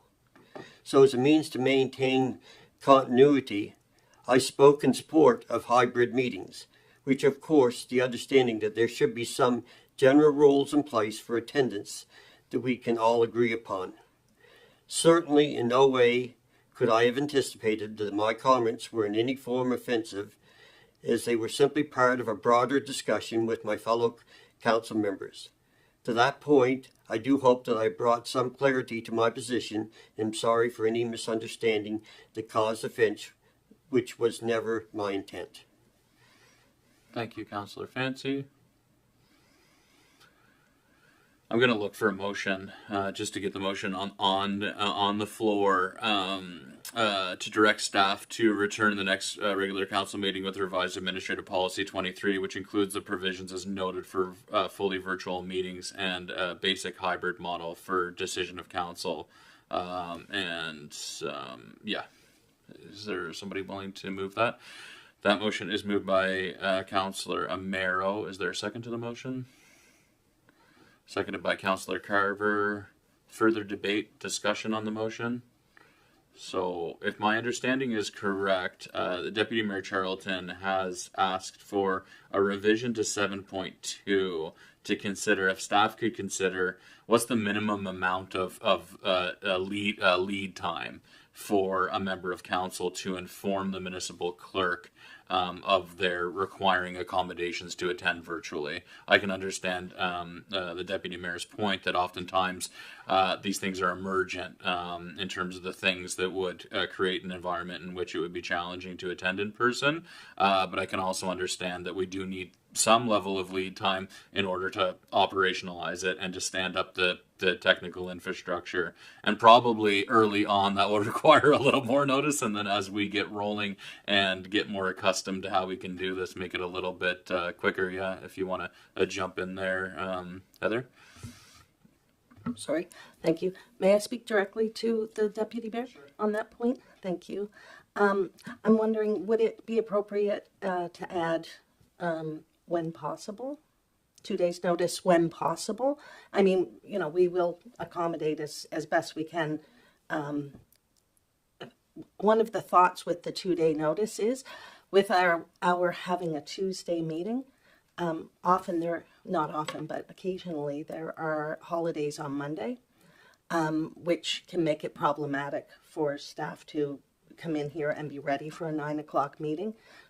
And I mean, we're completely flexible, you know, we're willing to do what we can do to make things happen, but without any kind of standard. And the current council is really very cooperative and engaging and things, but a policy stands the test of time. So with adding 2 days prior to the meeting when possible be appropriate? I think so. Language like that, when possible, and maybe at the discretion of the mayor and municipal clerk. To accommodate. I think in some situations we'll be able to accommodate it, and the other ones we'll just have to say we'll have to accept your regrets because we're not in a position where we'll be able to accommodate your attendance virtually. I did see just the section 7. I think 7.1 through 7.5 to me. I think that they make a lot of sense and they read quite well. I think we could rework section 7 just because the head that the tails of 7.1 through 5 go from. It says in cases where there is a health or safety concern related to holding a meeting in person or a quorum is not expected to be present due to regrets from council members. I think that's old language. I think just we need to opt use of virtual meetings and hybrid attendance at meetings when those criteria aren't necessarily aren't satisfied. So we just need to update that language so that it reflects the spirit of the policy revisions that we're envisioning here. Deputy Mayor Charlton, go ahead. Thank you. So with these revisions noted from our staff, just wondering if it is the expectation that council members would have 7 days notice that we would be able to adopt this policy on June 24th, or are we going to be, is our agenda package our notice and we won't be able to pass that until the next meeting? Just looking for clarification about that. Heather, do you think it's reasonable to be able to provide this to council 7 days in advance of the 24th? If anyone goes back and has, some thoughts at home and wants to send along any additional revisions that they have, as long as I were to have those by Friday. Our agenda goes together on Tuesday, so I could have all of that put together for Monday, and you would have plenty of time for the next council meeting. That would give you your 7 days to send it out to you to have another look, and then you could approve it at the 24th meeting, was my thought process. Sorry, just another note of clarification. So I had thought that we could only make those kind of suggestions here. And so, but to Heather's point, if people thought of things, even if we had the draft policy, we can make those amendments at the next meeting and still approve it at the same meeting. Like, that's right. It's the 7 day notice to the council members that is the MGA requirement. That's the only thing that would prevent us from not. Is that correct? That's right. That's my understanding as well. Yeah. Thank you. Yeah. Good, thanks. And then whatever policy is brought forth and ultimately ratified, it would be done so in a public meeting to ensure that we have good transparency with respect to the development of the policy. Any further discussion or debate on the motion on the floor? All those in favor? Carried. And thanks to the staff for your work on it.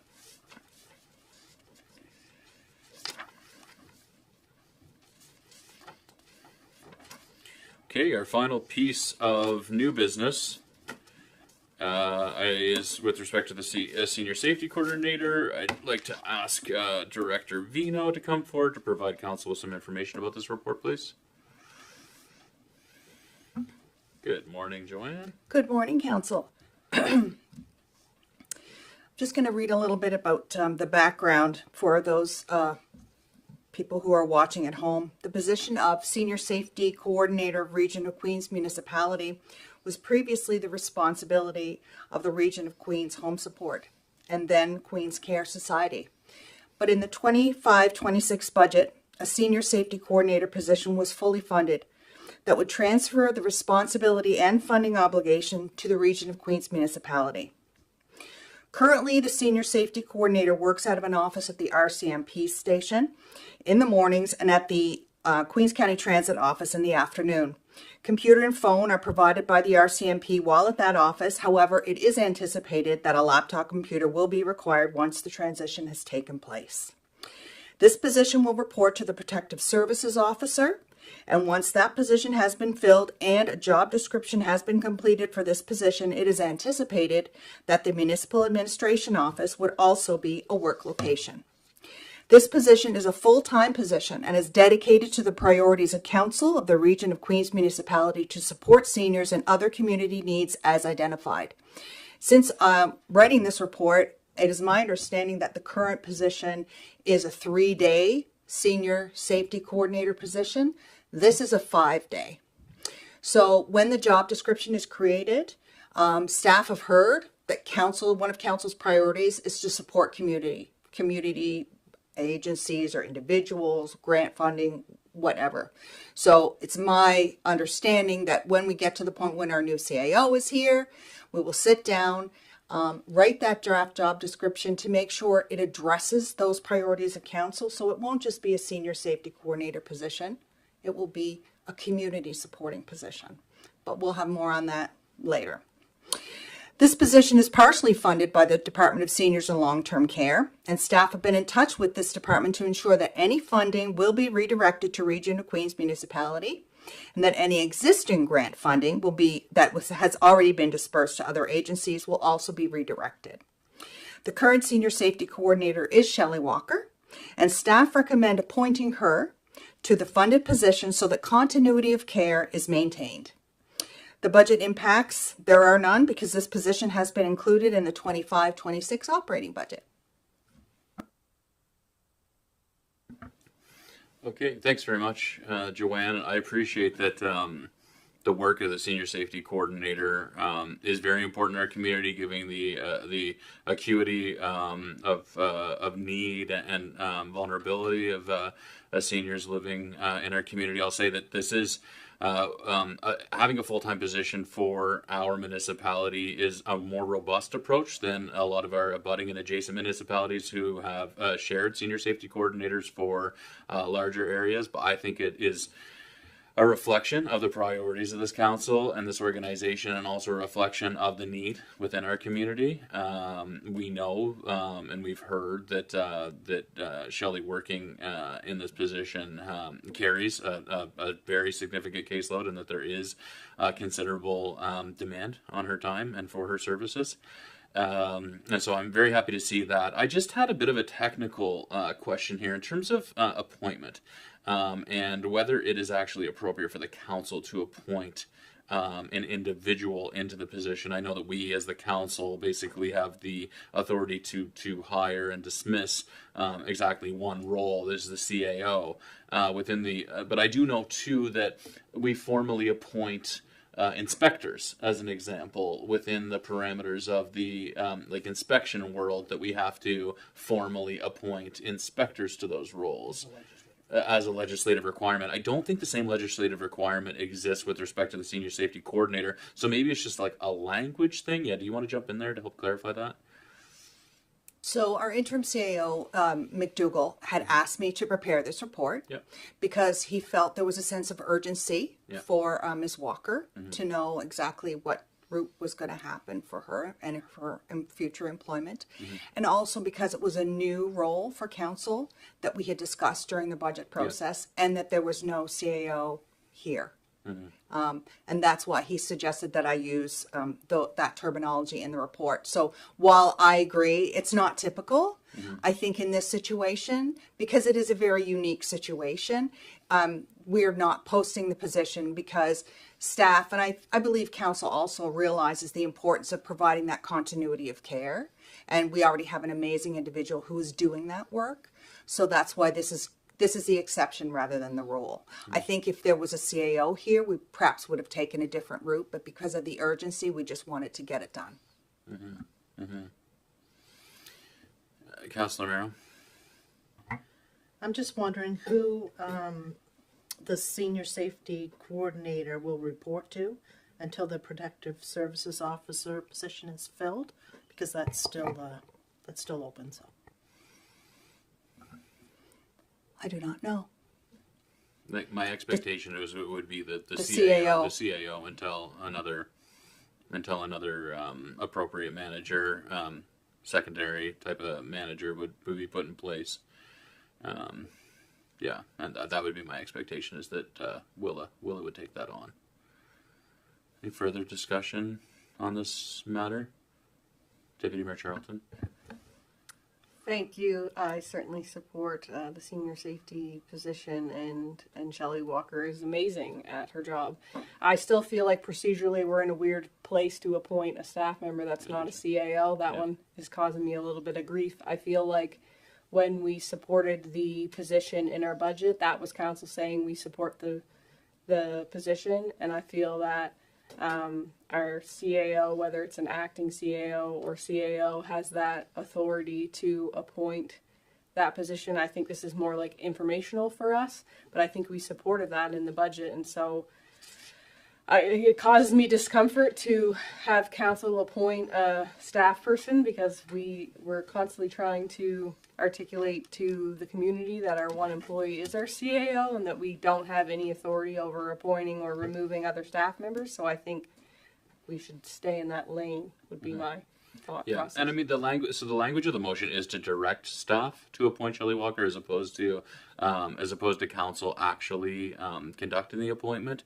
I'm not sure if that has any substantive difference, but it might just be the way that we characterize it. I think that you're right. I think that we did approve the funding to allow for and ensure that we were bringing the senior safety coordinator position within the organization as a Region of Queens Municipality salaried position, full-time position. We've already funded it like that as part of our budget deliberation process. I appreciate that this report as a way of bringing everybody on board with respect to what the thinking was, what the context was, what the history was with respect to the senior safety coordinator position, and the way that it aligns to what our priorities are as a council. Yeah.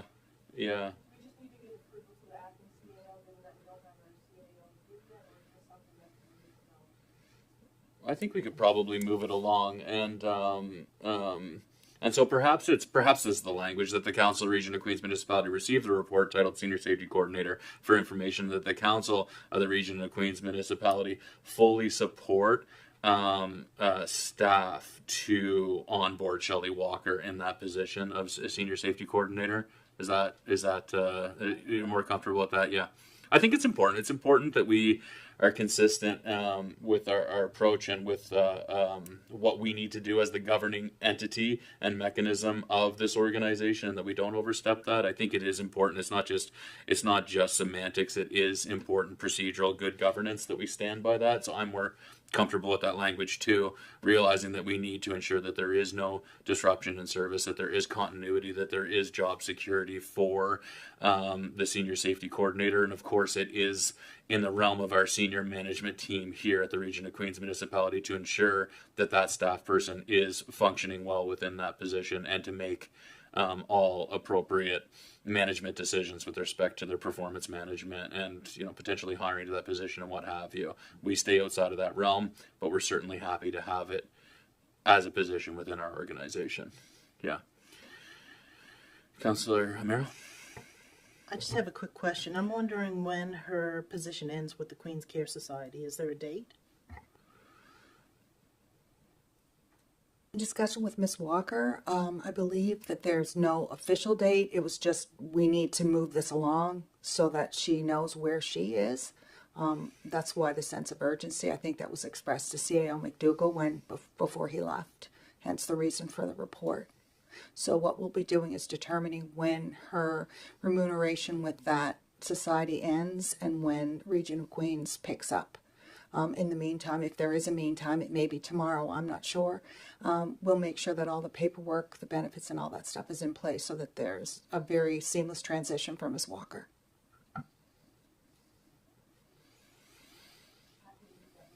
Okay, do you want me to re-articulate the motion?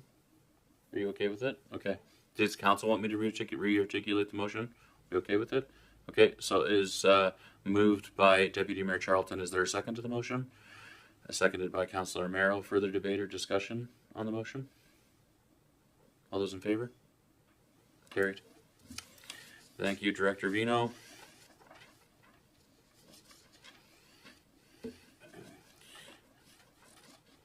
We have the mayor's report, and then business. Business from members of council.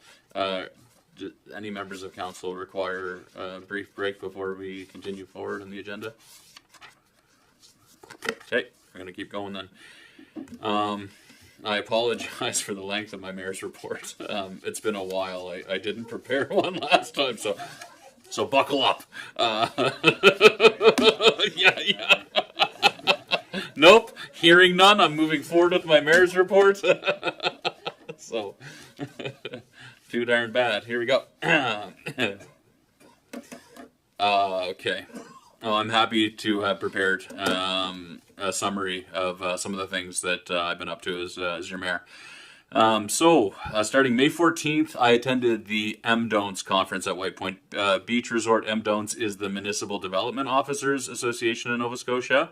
I provided opening remarks and attended some sessions at the conference, and some of the valuable takeaways for me were concerning some of the emerging accessibility standards, requirements for businesses, as well as opportunities for funding that we need to keep in mind, and as well as there was a presentation from MODL on their approach to coastal protection, and that has really helped to solidify my understanding of the coastal protection file and some of the challenges and limitations that exist for our municipal units with respect to having an appropriate coastal protection strategy and regulatory mechanisms.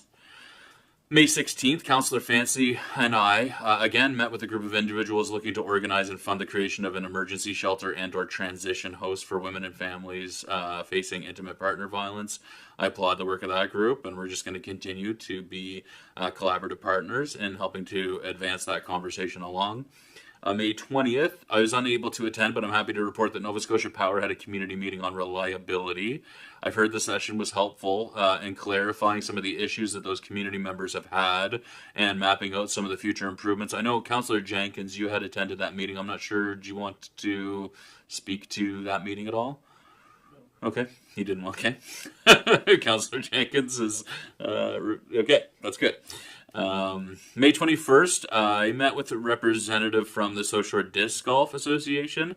Lots of ideas and enthusiasm, opportunities, and a strong business case for establishing disc golf courses and accessible starter kits. I passed this information along to our recreation department, who will engage with the representatives from the Disc Golf Association to determine appropriate next steps. I think it's likely to come to council as a presentation at some point. In the last couple of weeks of May, I received various correspondence from individuals concerning unfair labor practices experienced by former employees of a Liverpool-based business, as well as additionally lots of concerns with respect to precarious immigration status of former employees of that business who were working and here in Canada as part of the Atlantic Immigration Program. I brought those concerns forward to the Honourable Minister Kim Maslin, who's working with her colleagues in Labour, Skills, and Immigration to deploy some resource and respond to that unfolding situation. May 25th, I was unable to attend the Westfield Hall, but I know Councillor Carver was present, and she reported that the new wheelchair ramp and accessible door have been successfully installed, which is a great addition to what is a great community hall up in Westfield. And I apologize I wasn't able to attend.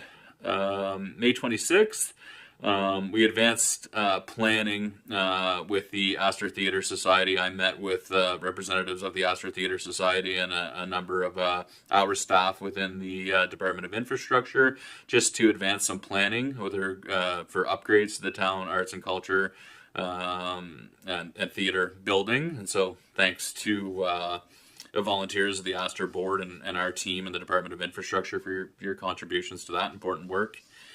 Also on May 26th, we had a potluck to celebrate and give thanks to Dan McDougall for his incredible contributions to our organization as the interim CAO. Dan formally ended his work with us on May 30th. Director McLeod has assumed the duties of CAO until next Monday, June 16th, when we will welcome our new CAO, Willa Thorpe. And so thanks to Dan and thanks to Director McLeod for stepping in instead. May 27th. Council had a workshop to gain a stronger understanding of the context, the approach, the plans, considerations, key criteria for the Mount Pleasant Service Extension project and the water and wastewater system upgrades set to occur over the next couple of years. I think it was a really valuable learning experience for all of us, and we look forward to sharing more with the public around these important projects as the details are firmed up and we receive approvals through the UARB with respect to some applications that are required and approval that's required from the Utility Review Board for those important infrastructure projects that will be underway. From May 28th to June 2nd, Councillor Wenzel and I traveled to Ottawa as the Region of Queen Municipalities delegates to the Federation of Canadian Municipalities annual conference and trade show. Specific reports will be provided by Councillor Wenzel and I on our key takeaways from the conference, but I will say that it was an excellent opportunity to interact with and learn from elected officials from across the country, understand better how the Federation of Canadian Municipalities can support municipalities like ours, including with the Greening Municipality Fund, and a chance to advance my collegial relationship with Councillor Wenzel. June 4th, it was, right? We had a good time, Wenzel, didn't we? Yeah.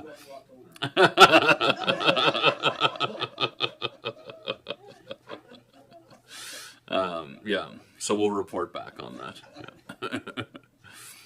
Yeah. June 4th, it was my sincere honor to attend Richard Friedman's celebration of life at the Baptist Church in Greenfield, accompanied by Councillor Jenkins. I didn't have the opportunity to meet Rich before becoming mayor, and so after his terminal cancer diagnosis. But in the handful of interactions that I did have with him, he always made me feel incredibly valued and supported, and frankly, brightened my day on each occasion. He's a dying man. When I met him, and he's connected to medical apparatus, and he was still contributing thoughtful input to the conversation while cracking jokes and brightening the room. And throughout the celebration, I heard the sentiment echoed over and over again. He was a great man. He was a community leader. He was an incredible philanthropist, a businessman, a lawyer, a ski coach, a guitar player, and it's a great, great loss to our community. He was taken from his family and his friends at the age of 60, which is far too young. So a massive loss, of course, to his friends and family, but to the community at large. So thanks to everyone who contributed to the celebration of life. I know that his family and his close friends really appreciated the opportunity to fully celebrate his life. And I have to say, it was the best celebration of life I ever attended. Rich was so into guitars and music, and the vast majority of it actually was a concert. It was a whole lot of live music, and it truly was a celebration. So it was a true honor to be able to attend that.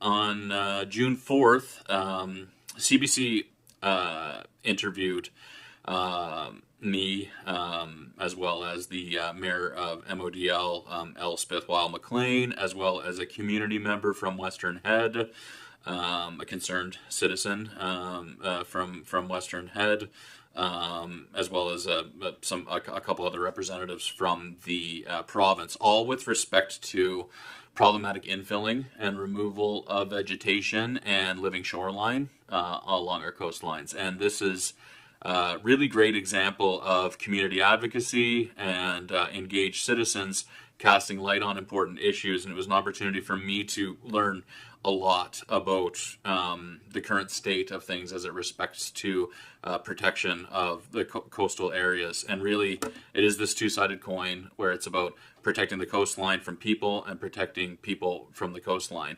And my understanding is that the toolkit and the legislative authority that we have and the strides that we've made through our land use bylaws have done a lot with respect to protecting people from the emerging threat of rising sea levels and the coastline, in that we have significant horizontal and vertical setbacks where structures that people are living in, habitable structures, can be constructed.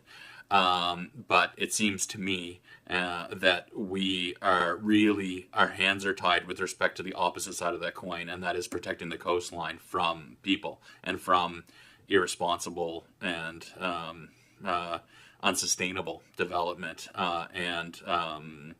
And the crux of the issue, as I came to understand it, is that the MGA allows municipal units to restrict land use, including changes to grade and excavation of property and infilling, as it relates to a development. And the legal interpretation across the board with that language is that a development is the construction of a structure, and where there isn't a structure that is envisioned imminently or immediately, we don't have the ability to restrict removal of vegetation, infilling, and excavation along our shoreline and other sensitive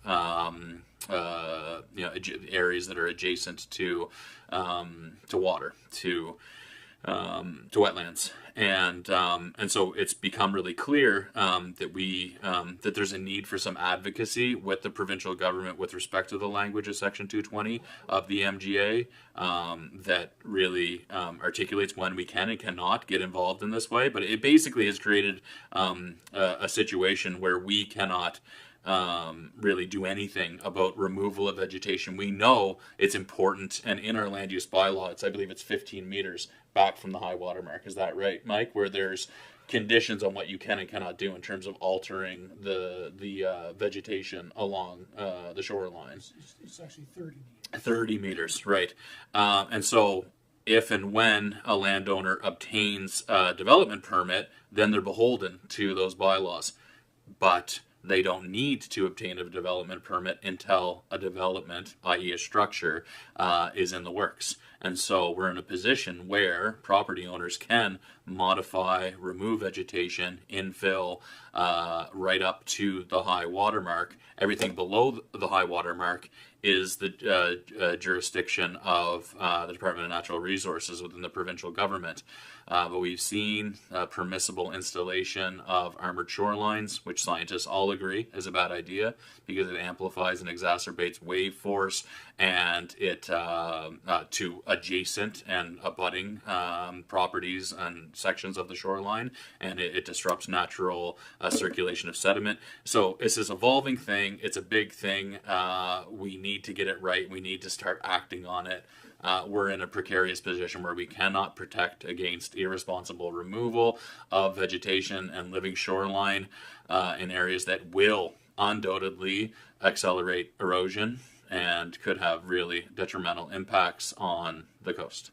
And so I applaud members of our community who are shining light on it, and the CBC for amplifying some of those voices, and I'm happy to continue to engage. But we need to fast track it. I think we're at a point now where we I met with the Nova Scotia Federation Municipality about their approach. They funded $1.3 million for and a full-time position within the NSFM for a coordinator position. He's fantastic. We need to continue to lean on him, but we need to advocate for more. The investment of $1.3 million for a guideline and resource and a stable of consultants that frankly is insufficient. We're going to be fighting over table scraps with our other municipalities who are all desperate to get this right. We need more. It's too little too late from the provincial government. That's what I said to CBC, and I'm going to continue to say that until we can get some meaningful action so that we can protect the shoreline. Yeah. So anyway, it was, go check it out. Check it out on CBC. I think it was a well done piece of reporting. June 5th, Councillor Carver and I apologize for the length of this report. There's been a lot on the go. It's a busy job. June 5th, Councillor Carver and I, who make up the Bursary Selection Committee, had the honor to review and determine which students graduating from Liverpool Regional High and North Queens Community School and the Adult and Alt School will be recipients of various awards and bursaries. Councillor Carver and I were blown away by the resilience and the achievements and the exceptional contributions that so many youth in our community have made. I wish we could provide scholarships to each and every one of these applicants. I think it was humbling. It was, I think, Carver, you would agree that it was a humbling experience to read of some of the adversity that so many of these young people in our communities have endured. And it gives me hope, really, for the future. Really, we have some really impressive kids in our community who have really bright dreams and a ton of opportunity ahead. So that was really cool thing to go through. June 8th, I attended the Seaside Center's barbecue in celebration of upgrades of the building alongside Councillor Mero and our MLA, Minister Maslin. The sun was shining, the burgers were sizzling, and the turnout was great until the black flies chased everyone away. So the wind dropped down, and the black flies came in, and the people left. But it was really great turnout, and it's amazing the work that board and those volunteers, the stuff that they've done with the Seaside Center. It's amazing. June 9th, I had the opportunity to meet with a representative from the Milton Blacksmith Museum. Brought me up to speed on some of the great things going on with that board in operation. We discussed opportunities to further improve and amplify the museum and its programming. And that concludes my lengthy mayor's report. Any further comments or questions on it? Okay. With that, we will move on to section 12. Business from members of council. Councillor Wenzel, I know you would like to speak to a business item with respect to Cameron's Corner. Start a discussion around that. Yes, thank you. So as far back as when I was campaigning for this position, there were a lot of issues concerning Cameron's Corner, and we've talked about it here at council before, about the confusion. There was I think back in October or it would have been September, October last year, there was a lady that was struck there on the corner, but there were no injuries, and there were some near misses. So the reason why this is in my report this time is because I was berated. I was berated pretty badly here. Week and a half, 2 weeks ago, from some residents of the area that nothing is taking place there, and there was a near miss. A lady was almost struck on that corner trying to cross the crosswalk. So it's back on my plate again.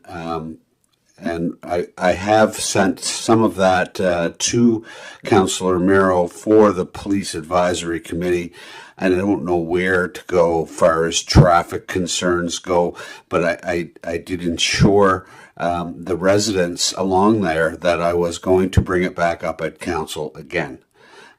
So that's where it's at. Not to be too repetitive, but we all know the issue. There's confusion. People are speeding coming from Main Street towards Milton. They're not signaling. They're going way too fast. There's confusion, people coming from White Point, especially if they don't live here. They don't know if they should stop, if they should turn left, if they should turn right. They're not looking to see if somebody's crossing on that crosswalk. The line of sight is absolutely horrific, because I personally and our family will not go through the parking lot because we can't see to come out, or we have to wait too long to come out on the bridge, so we always go that way. And so if we're coming from Milton that way, you got to keep easing your way out and looking up to just make sure nobody's coming. And then you've got traffic coming this way, maybe not signaling. Again, it's back here on the agenda because I think it's just an accident waiting to happen that could very well be life-threatening. Discussion, Council? Councilor Jenkins? As this seems to be a constant concern, is there some way that we can get a staff report on this and with our options moving forward so that we can address it and maybe at least try to fix the problem? Yeah, my understanding from the last time that we informally discussed this is that in a previous state, the stop sign was positioned coming from White Point. Was where the stop sign used to be. I agree. I think it's a really, ever since I moved to this community, that intersection has always kind of concerned me. I find it's really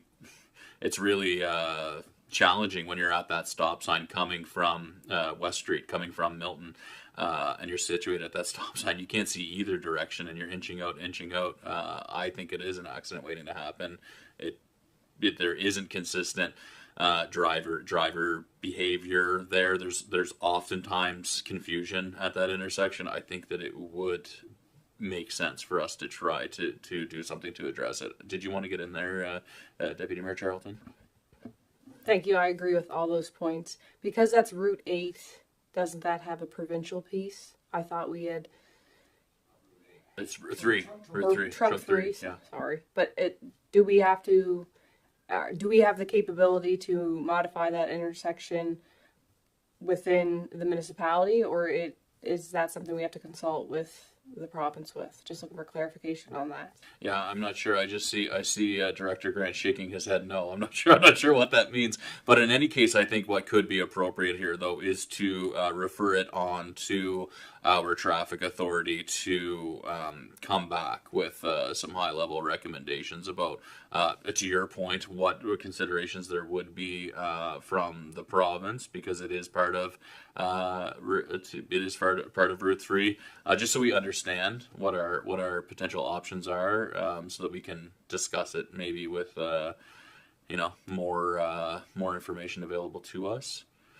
So I'm not sure, Councillor Wenzel, perhaps you could move a motion of the Council Region of Queens Municipality direct staff to investigate options to increase safety at Cameron's Corner. That's perfect, and I think we should be engaging also, or I'm sure they have, some of the residents have engaged with our MLA, because it is Route 3 and it is provincial. So I think any kind of reporting or investigation should also include the provincial government. Okay, thank you. So moved by Councillor Wenzel. Is there a second to the motion? Seconded by Deputy Mayor Charlton, with honorable mention of Councillor Jenkins trying to get in there. Any further discussion or debate on the motion? We'll have to add an honorable mentions line to the minutes. All those in favor of the motion? Carried. Okay, now Councillor Jenkins, 12.2. You had an item, right? A business item that you wanted to add? No, we did it in 8. Oh, right, we did it in 8. Okay, thanks very much. Okay, perfect. Okay, I believe that concludes all of the business items for the public meeting. At this time, I will look for a motion to move to closed session. Moved by Councillor Carver, seconded by Councillor Marrow. All those in favor? Carried. We'll move to closed session at this